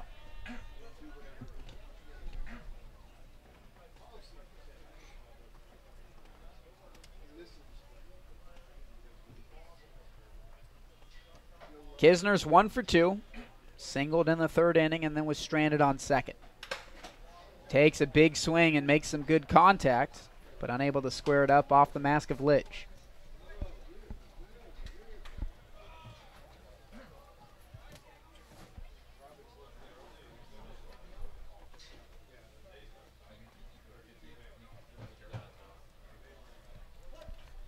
Home plate umpire Rob Wilson gives Ciavarella the go-ahead. Fastball inside, and Kisner wraps it foul. Looks like he shattered his bat there. He'll ask the dugout for some new lumber. Maybe just a crack. That's why he tapped it on the ground to see if it responded the way an unbroken bat would, but evidently felt something, so when in doubt, go to a new piece of wood. If that had been the piece of wood that had allowed him recently to string together some success at the plate, he'll be sad to see it go.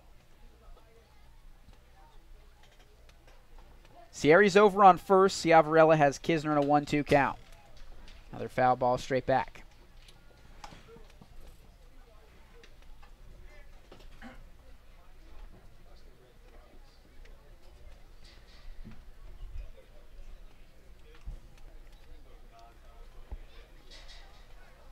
Palmero holding on Sierra over at first. The 1-2 pitch and a third consecutive foul ball for Kisner. If you're wondering how we can continue this broadcast when we have not been able to in the past, all of our cameras are inside the football press box at the top of the left field bleachers, and we don't have any infield cameras. As you can see, all of our angles coming from the outfield. 1-2, fouled again straight back. Kisner putting together a very solid at-bat. Also helped by the fact that the wind is blowing out to right field, so rain not coming into the press box. If it did, we'd have to take down some of our equipment here. And there we are. See our monitor here, that's close enough underneath the ledge where it's not getting wet. And the crowd mic inside. Kisner over to third base. Adams has it, his throw on to second for one. And now the double play, a 5-4-3 as Ciavarella induces 2 quick outs in the bottom of the 5th. Now things will be left to Stupensky, 2 for 2 on the day, and RBI and a run scored. Putting together a pretty good day and really a pretty good season, an abbreviated season for the Gatemen.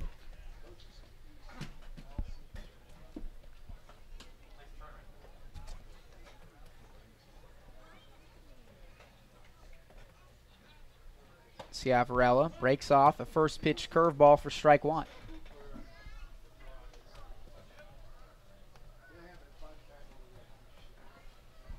Stupensky with the old school no batting gloves approach. In this rain, I'm not sure if that hurts or helps his ability to grip the bat. But no change in approach for the left-hander.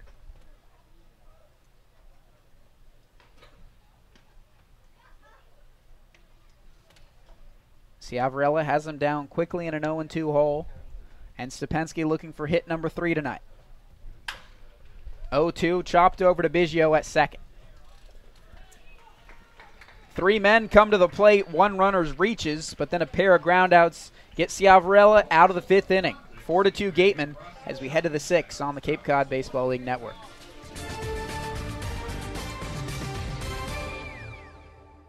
Back out at Spillane Field, 4-2 Gatemen.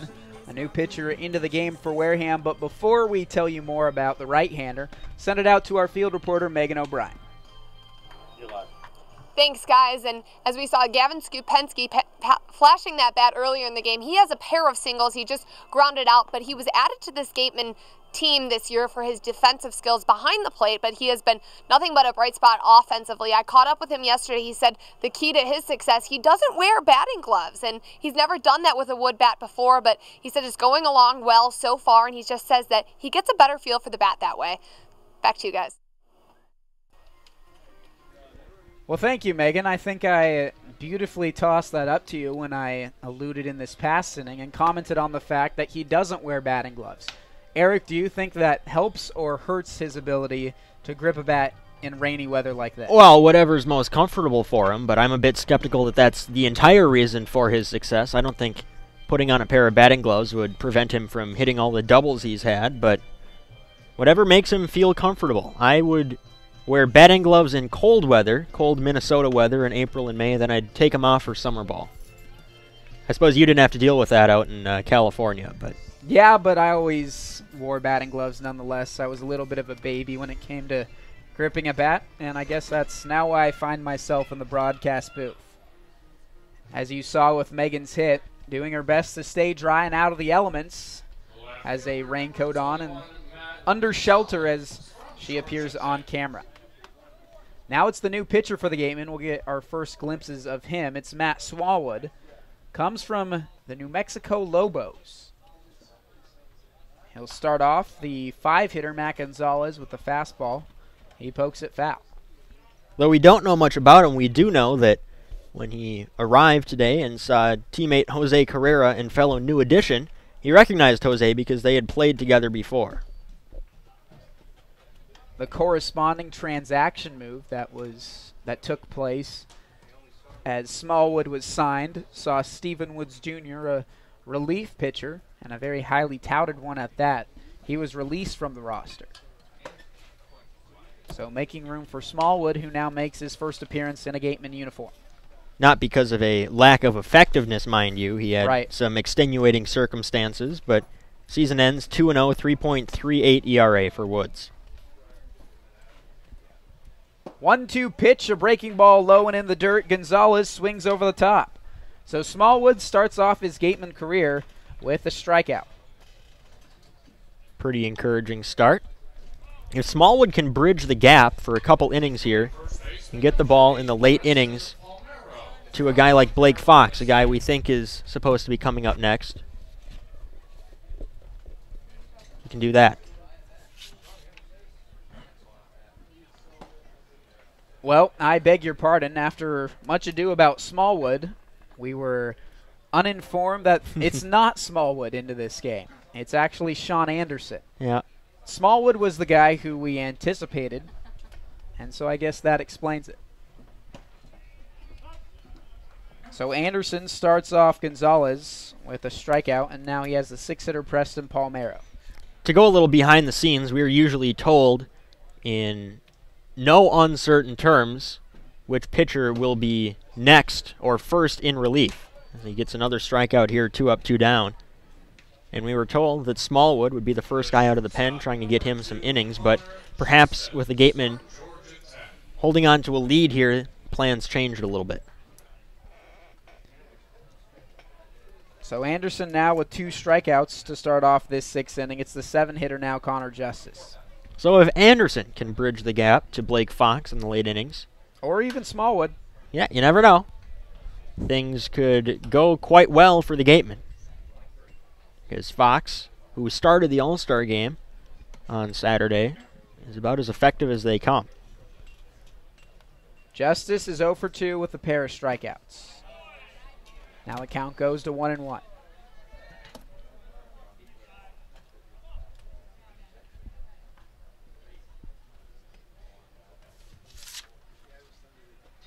Anderson on the season, making his 8th appearance tonight in this game.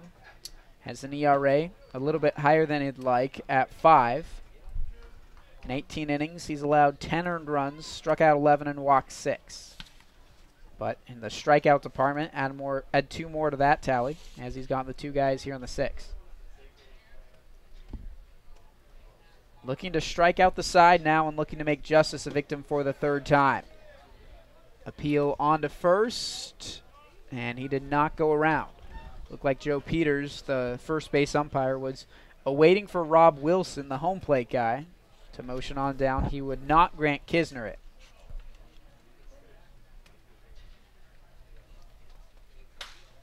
Two fouled back and out of play right side.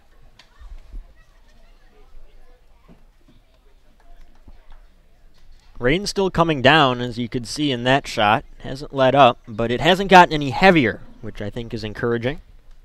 Spillane Field probably can hold the most water of all the places in the Cape. A 2-2 pitch that I think fooled just about everyone.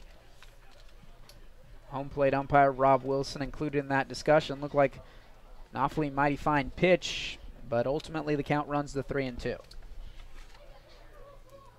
Payoff pitch awaits, hit in the air, right side, over in the direction of Jabs. Remember, the wind is blowing out. He backtracks and puts it away for out number 3. 3 up, 3 down. Go the Mariners here on the top of the 6th. Anderson delivers a perfect inning on the Cape Cod Baseball League Network.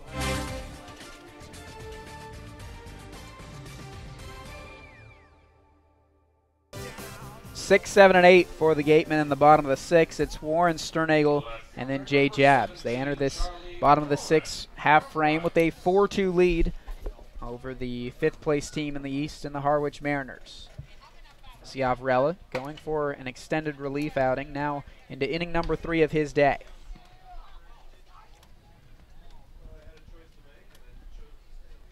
So it's Ciavarella for the Mariners, opposing the right-hander Anderson for the Gatemen. Warren now takes ball 2, high and tight. Warren's 1 for 2 with a run scored, a single and a strikeout in his 2 trips to the plate. 2-0 pitch is in there for strike 1. Even though by its very definition, it means that they aren't watching me and can't hear me right now. I'd like to commend the fans who have stuck around in this rain to watch the game. Bat is just absolutely obliterated. Biggio has it, and out number 1 as he goes over to first. I was just thinking of that word as that happened, obliterated. Why was that? Well, I mean, I saw the bat explode, and I thought to myself, I see. That bat was obliterated, and sure enough, you said it. So, 3 different distinct pieces. Hopefully they pick up number 3. Looks like home plate umpire's looking for it, and he just walked past it to his left. I can still see it right now, but oh well. He may be distracted by this rain that's now really starting to come down. This Yes, is the it hardest we've seen, and I'm no rain expert, but I don't think you play baseball too many times in this weather. Ciavarella misses for ball 1, and now he'll exchange baseballs as that one's probably a bit waterlogged. Yeah, it's really coming down now.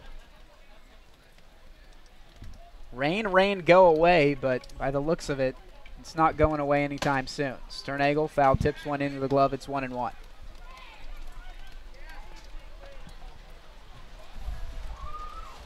And now it's just completely pouring. The clouds have definitely opened up as Sternagel serves one into right field, and it drops foul. There's no way you can play baseball in this. I don't think so. You can hear it right now. This is pretty wild, and yet, sure enough, home plate umpire is going to call time, and we're going to have a delay. How long, we're not sure, but we will try and keep you updated as best we can. We're going to step off the microphones. We're going to try and keep this stream going as long as our cameras are all right, and we'll just play some rain delay music for you. How's that sound? That sounds good. Maybe in football, maybe in soccer, but absolutely not in baseball. It is pouring at Spillane. The Gatemen currently have a 4-2 lead. To be determined if we end up coming back with baseball. Regardless, we'll come back with something and give you the implications of a potential Gatemen win. As it stands now, this game would be official should they call it. The crowd now sparse after a rain delay that lasted nearly an hour. Only the very most faithful of faithful fans have stuck around for this one. It is indeed Sean Anderson back out on the mound for the Gatemen. He came on in relief of Brett Harwich, fired a perfect inning all the way back in the 6th, which happened, like I said, about an hour ago. But the Gatemen rolling with their right-hander because, as Eric mentioned, a depleted bullpen at the moment. Potentially the only guy they have who can possibly come into this game is Matt Smallwood, and rightfully so. The Gatemen want to extend Anderson as long as possible. He was money in an appearance against Harwich a few days ago. That extra inning affair, he was critical down the stretch, fired 2 scoreless innings. But you also don't want to stretch him out too thin or potentially injure him, obviously. Anderson knows his limits, and he knows when he's going to feel fatigued, and I would guess it's on him to let his coaching staff know when he's had enough for the night. I'm sure this entire defense and battery for the Gatemen is definitely fatigued. Everyone's fatigued at this point. It remains to be seen if this game will get really sloppy. The infield is certainly a bit muddy, so that could pose some potential issues to fielders trying to come up with ground balls. It's 8, 9, and 1 due up for the Mariners in the top of the 7th. Lidge is first. He's 0 for 2. We could venture into the part of the game where I say these guys will be due up, but it's merely their spots due up in the lineup. Not out of the question to see pinch hitters as we go into this game. The Gatemen featured 6 pinch hitters a night ago. A little bit different of a story, though, against a YD team that came away with a blowout win 9-1 over this team. So the Gatemen looking for their first win in their past 5 contests. Lidge into the left-hander's box, and Anderson into his windup. First pitch swinging. Robertson will be tested at second. Fields it on the run and throws accurately onto first for a quick out. That's exactly what you want to have happen if you're Sean Anderson. One quick out and kind of get you back in the swing of things. Now a tough matchup as the 9-hitter Nick Walker digs in. Walker's 2 for 2, an RBI single in the 2nd. So we saw Danny Zardone last time out for this Harwich team have a stellar game out of the 9-hole. And now the 9-hitter tonight, Nick Walker, having a night to write home about as well.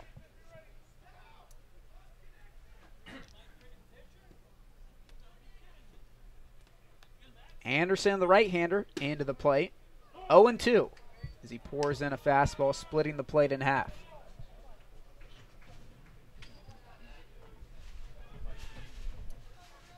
For Harwich, it's a blessing that this game continues. They are on the outside of the playoff picture currently in the East. Anderson's 0-2 misses outside. Harwich at 18-20-2 coming into this game.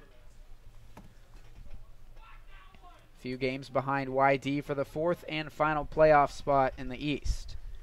And YD currently with a 2-1 lead over the third place Chatham Anglers. This ball laced into left field, and Walker has himself a 3-for-3 day. Get him out of the 9 spot. My goodness. He's been hitting the ball on the screws. Now it's the top of the lineup, Kevin Biggio, who potentially could be in line for a 3-hit night himself. 2 for 3, sandwiched a pop out in the third inning with a single in the first and a single in the fifth. Of course, Biggio's second day back in the lineup tonight after he was in Cooperstown a few days ago watching his dad, Craig Biggio, being inducted into the Baseball Hall of Fame. This ball cranked out to right field, but well foul. Got the barrel on that one just a little bit early.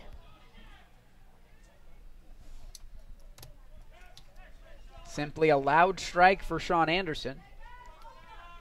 And now he's ahead 0-1. Probably doesn't want to come back with that same offering, though. See what he offers Biggio.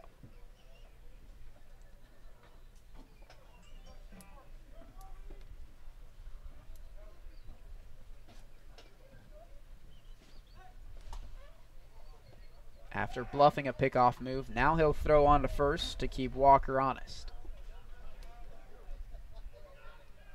There's still an ever so slight sprinkle here at Spillane. Looking up in the lights, we can see a little bit of rain dropping, but the worst has definitely already occurred. Biggio swings and lifts a high fly ball out to Jabs and right. He puts it away for out number 2, and Walker back to first. Just a little bit underneath that one. Probably doesn't want to throw that pitch again. Anderson clanking out his cleats to remove the excess dirt that's piled up. Between the rain break, or in the rain break, the Gatemen bullpen was out on the mound, adding more dirt, raking it, making sure it wasn't as muddy as it was during the break. Anderson now from the stretch, and the 2-hitter Pate shows bunt. And it's a foul ball as Sternagel picks it up with a bare hand. Pate's 1 for 2 with the walk in his last plate appearance. Coming into this game, riding a 3-game multi-hit streak. So looking to extend that to 4 here in at-bat in the 7th.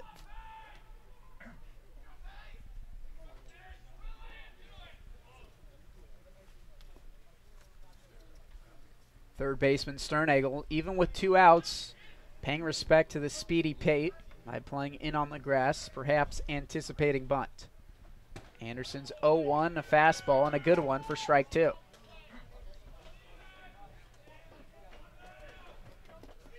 Anderson showing no signs of ill effects from the rain delay. Trying to work out of a 1-out single. 2 outs has an 0-2 count to Pate. Breaking ball that misses high and outside. Pate lives to see another day. Not only is Wareham looking for their first win in 5 games, they're also looking for their first win against Harwich this season. 2 losses, 1 tie, this being their final matchup.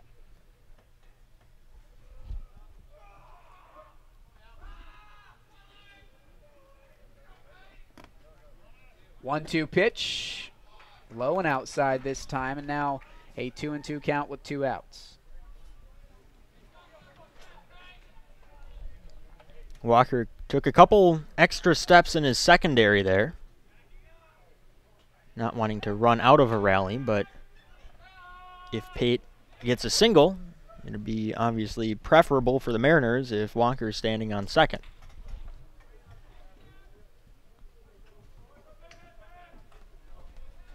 Have twos across the board in the top of the 7th inning. Anderson kicks his leg and fires. Misses and the count runs full. Sheldon Noisy, who's 1 for 3, awaits on deck. Meanwhile, Johnny Adams, who's 0 for 3, is in the hole. And Walker will be able to leave early here. Stupinski tells his pitcher that he will be playing off the bag.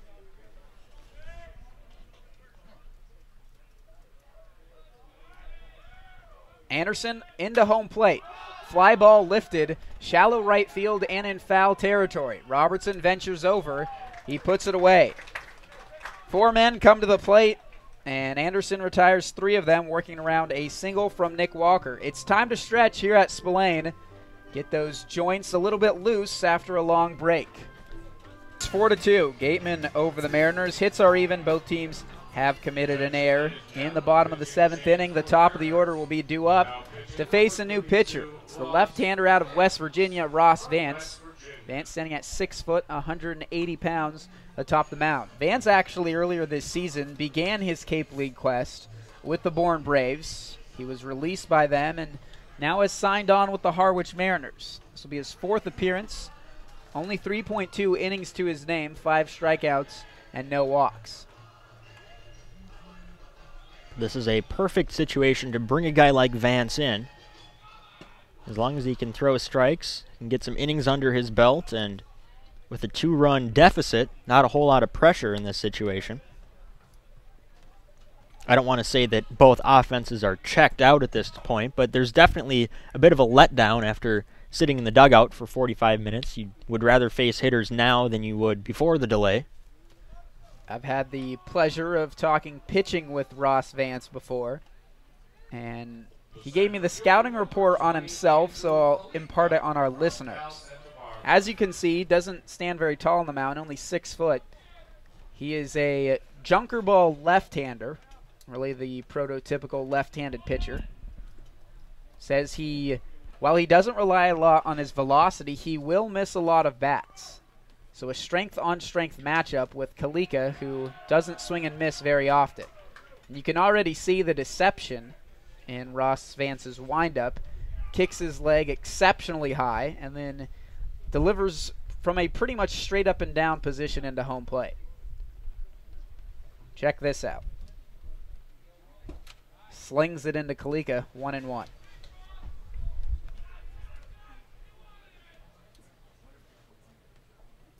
Vance has imparted before that since he doesn't have the highest velocity, he misses bats by having a ton of movement on his pitches. If we had a behind home plate cam, you could have seen it on that one. Just some filthy break, but a good take from Kalika. Kalika from Chula Vista, California. Chula Vista well known for their Little League All-Star teams that seemingly always represent California in the Little League World Series. Mm-hmm.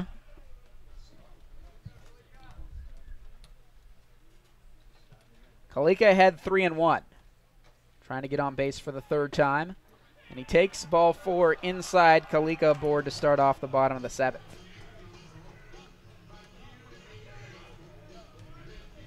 So Kalika on board 3 times out of 4 again tonight. Only 2 official at-bats. He's 1 for 2 in those trips. He was hit by a pitch in his first time to the plate and then walked just there. Kramer Robertson, who himself only has 1 at-bat. Here he shows bunt and taps 1 foul. Robertson had a sac bunt in the first, a walk, and came around to score in the 3rd and then struck out in the 4th. Things that are probably irrelevant at this point, just because any hot hitters, I guess aside from Jabs and Walker, potentially have cooled down after the hour rain delay.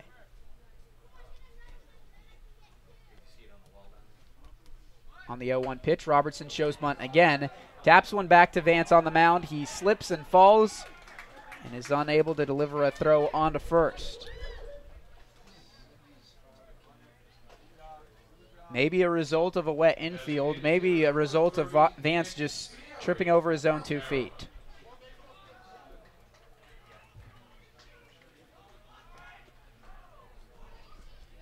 So a walk, now an infield single. That'll bring up Sierra. Sierra hitless tonight, but he reached on a hit-by pitch his last time up.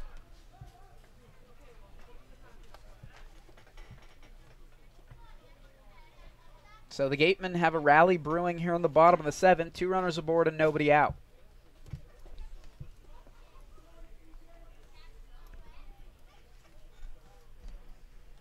Sierra up at the plate, Kisner on deck, and it's Stepensky in the hole.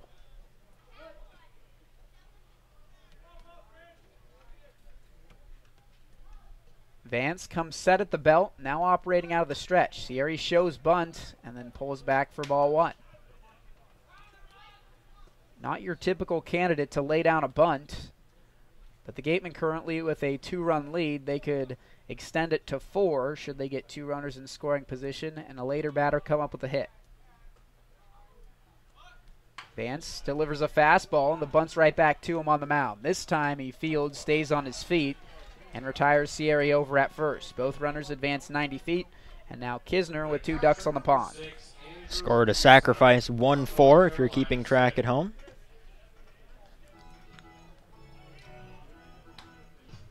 I'll be interested to see how they approach Kisner here. Infield coming in.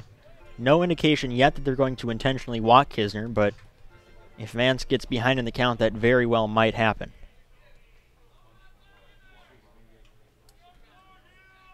Kisner 1 for 3. A strikeout, a single, and grounded into a double play last time up. Infield in. He goes opposite field. The ball slicing down the right field line. Walker giving it a chase, but ultimately he runs out of territory too quickly. Both runners are going to touch home plate just for good measure, but they'll be going back to the base paths. Getting to the point in the game where you contemplate, if you're an outfielder, letting that ball drop instead of catching it.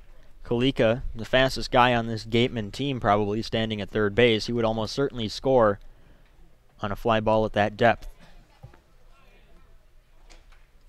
Robertson at second and Kalika at third. Kalika, of course, with plus speed. Robertson has great speed as well. And because the infield's in, he has a huge lead. The 0-1 pitch, a devastating slider. Kisner comes up empty.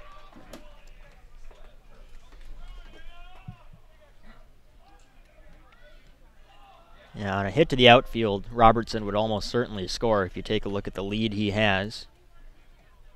Walking out, and of course nowhere to go at third base, but about a third of the way there before he even takes his secondary. Vance set at the belt, a look on the second. Here's his 0-2 pitch. Ground ball and stabbed, a diving play by Biggio. He will not have a play at the plate and will elect to go on to first. Potentially could have been 2 RBIs, but instead it's an RBI ground out for Andrew Kisner. The score now 5-2. That's quite the play by Kevin Biggio there. Backhand snag and then probably making the right choice, not going home, instead getting the out, and now Vance is 1 out away from getting out of this inning. Kisner smoked it, and Biggio stabbed it. So an out traded for a run. The Gatemen now up by 3. Robertson advances on to third, and Stepensky now looking for his 3rd hit and 2nd RBI. Vance, the left-hander, delivers a fastball for strike 1.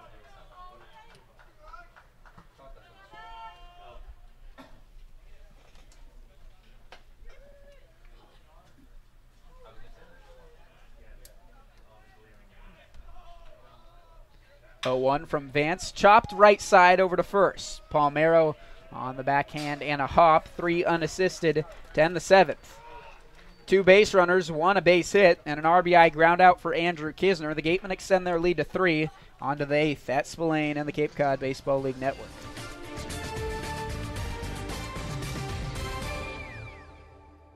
Gatemen tack on a run in the bottom of the 7th. And as we go to the 8th now at Spillane Field, it's 5-2. Sean Anderson, who's been a bullpen warrior in this game, and really against Harwich this season, will now enter into his third inning of work. He'll start seeing guys potentially for the second time. Matt Gonzalez due up third. He's the first batter that Anderson faced in this game. He's only allowed a hit so far in 2 innings of work. That's the only base runner, and has amassed 2 strikeouts as well. Anderson looking to make hasty work of a Harwich Mariners team that's now down by 3. Kramer Robertson out of the game, now replaced by Jose Carrera.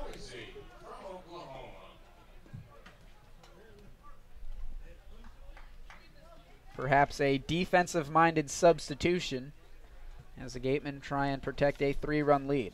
Harwich has 2 more chances. And first up is Sheldon Noisy, who takes a breaking ball for a strike. Noisy 1 for 3, singled back in the third. That marks now 3 straight games in which Carrera's come in late in the game as a substitution for Robertson.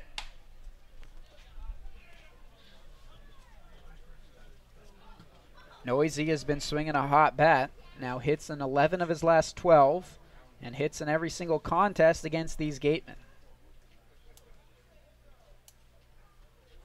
Anderson's 0-2 offering an emergency swing and a very late one, but Noisy stays alive. Actually, it might be 4. Didn't he come into the game late on Sunday night as well? I believe so, yeah. 4 straight games then in which Carrera has been a defensive replacement at second base. Although I believe it was Caraviotis starting that night. I could be wrong. 0-2, lifted, foul, right side, and out of play. Well, Caraviotis departed that game due to an injury. Tuesday. Okay, gotcha. Thinking out loud. I like it.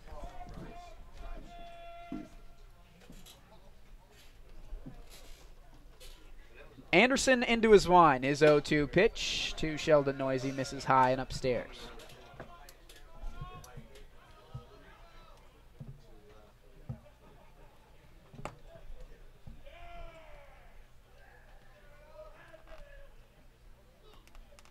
Into his windup, the 1-2 pitch, fastball past the bat of Noisy. Third strikeout for Sean Anderson, and out to start off the 8th.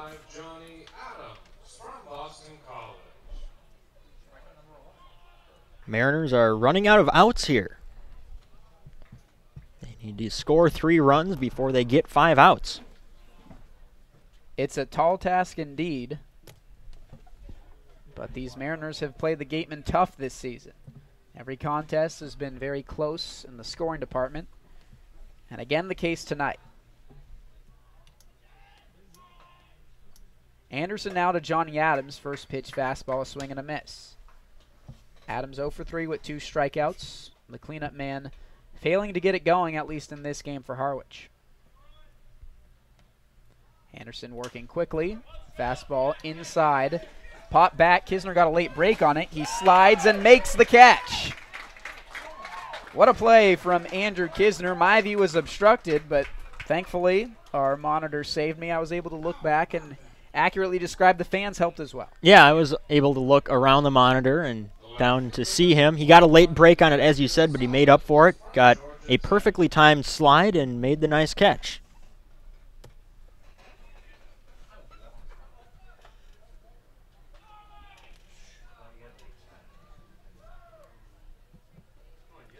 Two outs now in the 8th. It's the 5-hitter Matt Gonzalez. Gonzalez, the hat trick tonight. 0 for 3 with 3 strikeouts.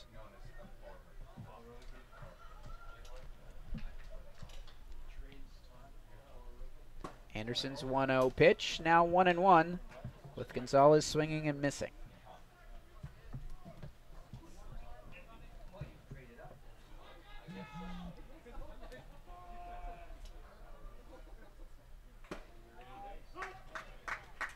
Now 1-2, 2 outs here in the 8th.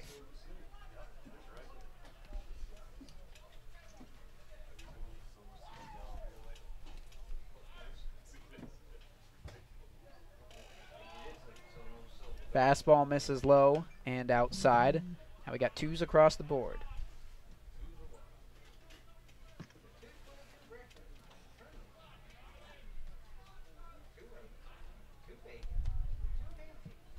Anderson peers into his catcher, Kisner. Now they agree.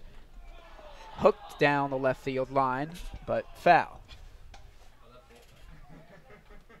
Again, a reminder that all our cameras are inside, so have limited range, but you can take our word for it that that one was hooked foul.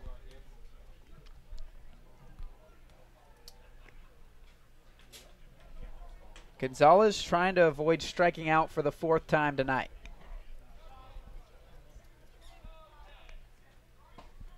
But Anderson ensures that it will happen. A breaking ball on a 2-2 count. Buckled his knees and got him looking.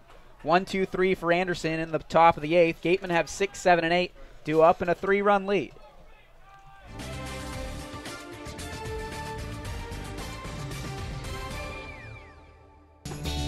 Back out at Spillane in the bottom of the 8th inning, we saw Jose Carrera as a defensive replacement for Kramer Robertson.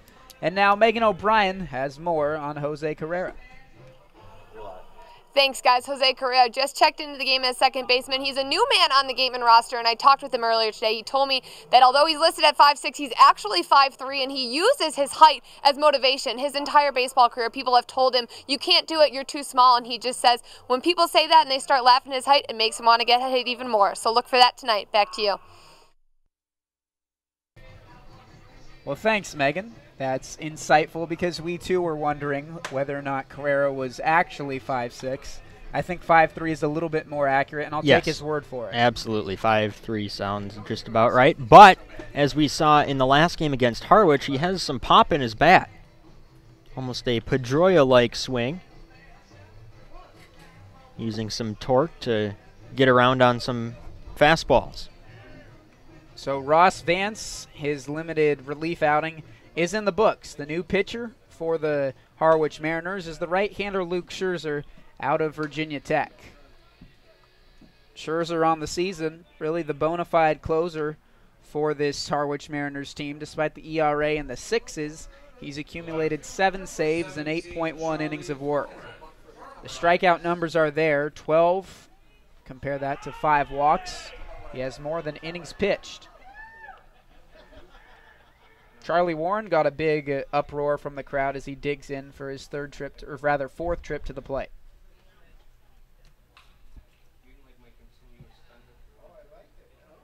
Warren's 1 for 3, a single and a strikeout, as well as a ground out in his last time up.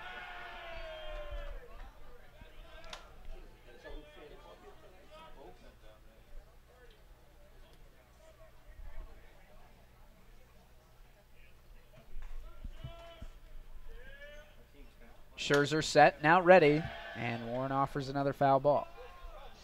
No one visibly warming up in the Gatemen bullpen, so it looks like Sean Anderson is going to be asked to at least start the 9th inning. If he gets in trouble, they might have to warm someone else up.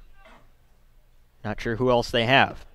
Scherzer's 0-2 is around the shoelaces, 1-2.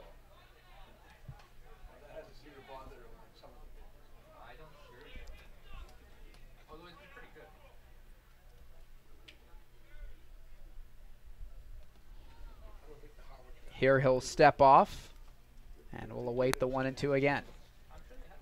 Scherzer's ERA at 6.48 stuck out among his fellow All-Stars, but inflated ERA thanks in part to a couple bad outings. Bouncing ball Biggio's way at second, and 1 out in the bottom of the 8th. The third baseman, number 11, John Sternagel from Florida. Now John Sternagel, he's 0 for 2 in 3 plate appearances, dropped down a sacrifice bunt his first time up. Grounded out into a fielder's choice in third and struck out his last time. And Warren now 1 for 4 after being retired.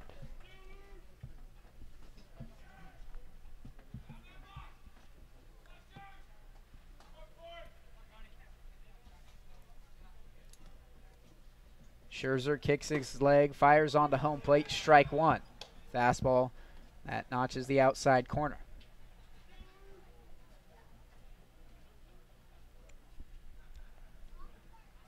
Sternagel out of Florida. Batting average below 200, but has time left in the Cape League season to ensure it rises above. 0-1 and a swing and a miss, now 0-2.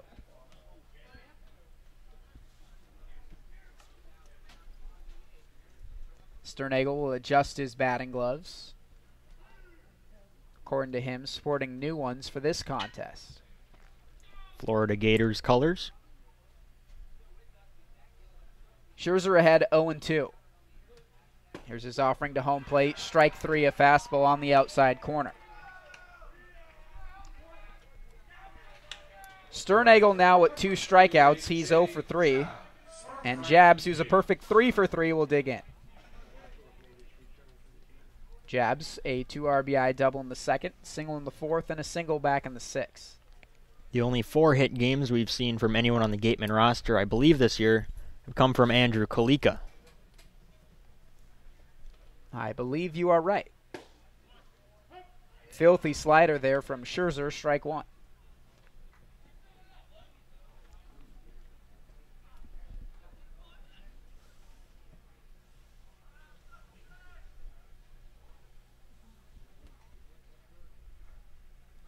The catcher Lidge sets up outside, and Scherzer misses low.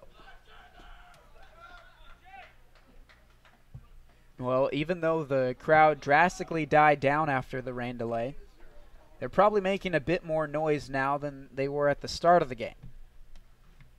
I guess a game that goes on into the 3rd hour of play causes everyone to get a little bit antsy, and people, I guess, lose their filter a bit. I suppose. I'm starting to lose my filter, too. Well, we don't want that.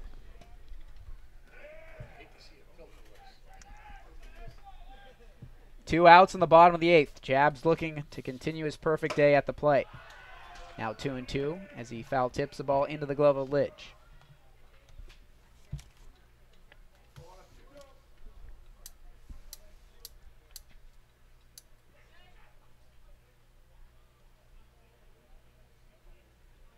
Jabs waggles his bat. Lidge set, now ready. The 2-2 pitch. Swing and a miss. Strike 3. 1-2-3 inning. Go the Gatemen in the bottom half of the 8th. Harwich down to their final chances. Last 3 outs. Believe it'll be Sean Anderson back out for the 9th inning. Gatemen with a 3-run lead.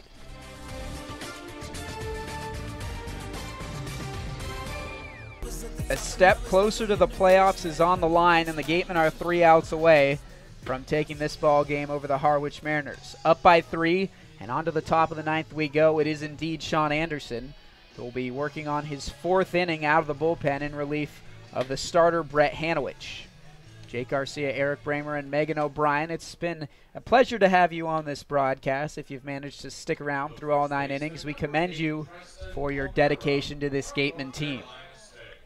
They look to be rewarding you and are up by 3 runs. If Anderson can retire the 6, 7, and 8 hitters, they'll be in line for their 16th win. Just so we're all on the same page about where the Gatemen are in the standings, they're currently tied for 3rd place with Catuit. Falmouth won tonight, 11-7 over the Brewster Whitecaps in a daylight-shortened game. So the lead is now 2, but it can go back to 2.5 with 3 games to play if the Gatemen can hang on. The 1-0 lifted in foul territory back over the press box. It's Preston Palmero who doubled and scored in the second, struck out his other 2 trips. Yeah, and with the Catuit loss today, that means if the Gatemen win, they're in sole possession of 3rd place. They'd be a game ahead of Catuit and a little bit more clearer of a playoff picture for them. The West might not be as good as the East this year, but the playoff races are just as interesting. Anderson delivers a ball into the plate, and Palmero uncorks one into the wooden, what is that, light pole? That's a light pole, yeah, in play in front of the road dugout. First time we've seen that, though, this year. Someone could get killed by that. Well, actually, get killed by a lot of things. Yeah.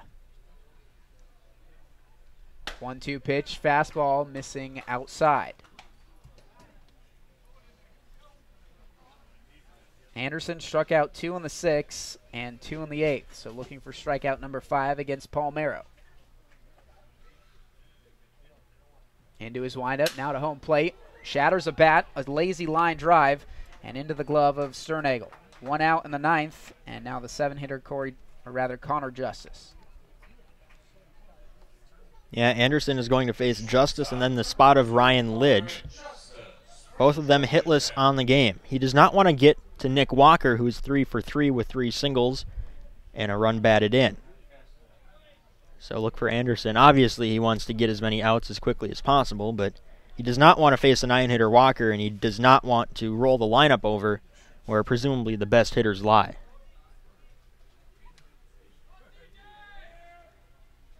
First pitch to Justice is swung on and ripped down the left field line, but foul.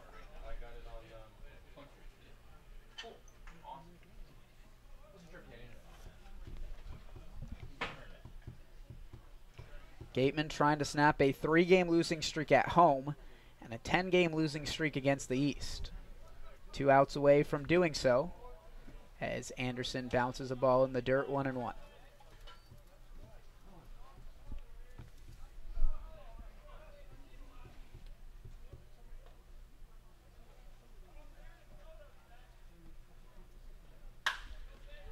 High fly ball into left field. Warren has to wait a while, now takes a few steps and makes the catch. Out of the view of our cameras. Again, they are in the left field press box. Because of the rain tonight, we had to relocate. So out of the vantage point of that. But it was a routine fly ball. A big league fly ball. Yeah, well stroked by Justice, but he got underneath it, so lots of hang time. So the Mariners down to their final out. It's the catcher, Ryan Lidge. 0 for 3, a pair of groundouts and a strikeout. First pitch from Harwich. A fastball misses up and out.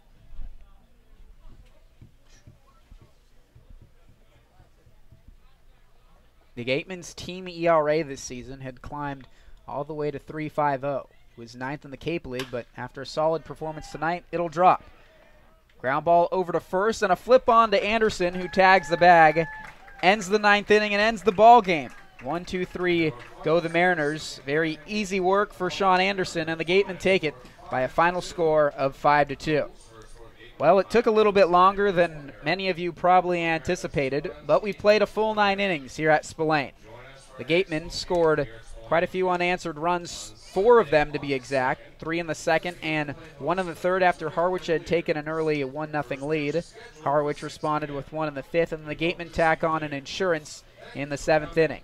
So they snapped their losing streak against the East, they snapped their losing streak at home, and because of this win, they inch ever so closer to a playoff spot in the West. Yeah, up 2.5 games over the last place Falmouth Commodores with 3 games to go. They play Falmouth next, and with a win tomorrow night would certainly clinch a playoff berth. Now, with that hopefully behind them, they can work on winning some games and improve their stock in the division and solidify 3rd place, which would mean they would probably play the Bourne Braves in the playoffs, a team they've played pretty well this year. 2 runs on 7 hits for the Mariners, 5 runs on 9 hits for the Gatemen. The winning pitcher is Brett Harwich, although he did not notch a quality start. The loser is Williams DeRuthi, and the save goes to Sean Anderson. He was stellar in his 4 relief innings, only allowing 1 base runner and only allowing 1 hit.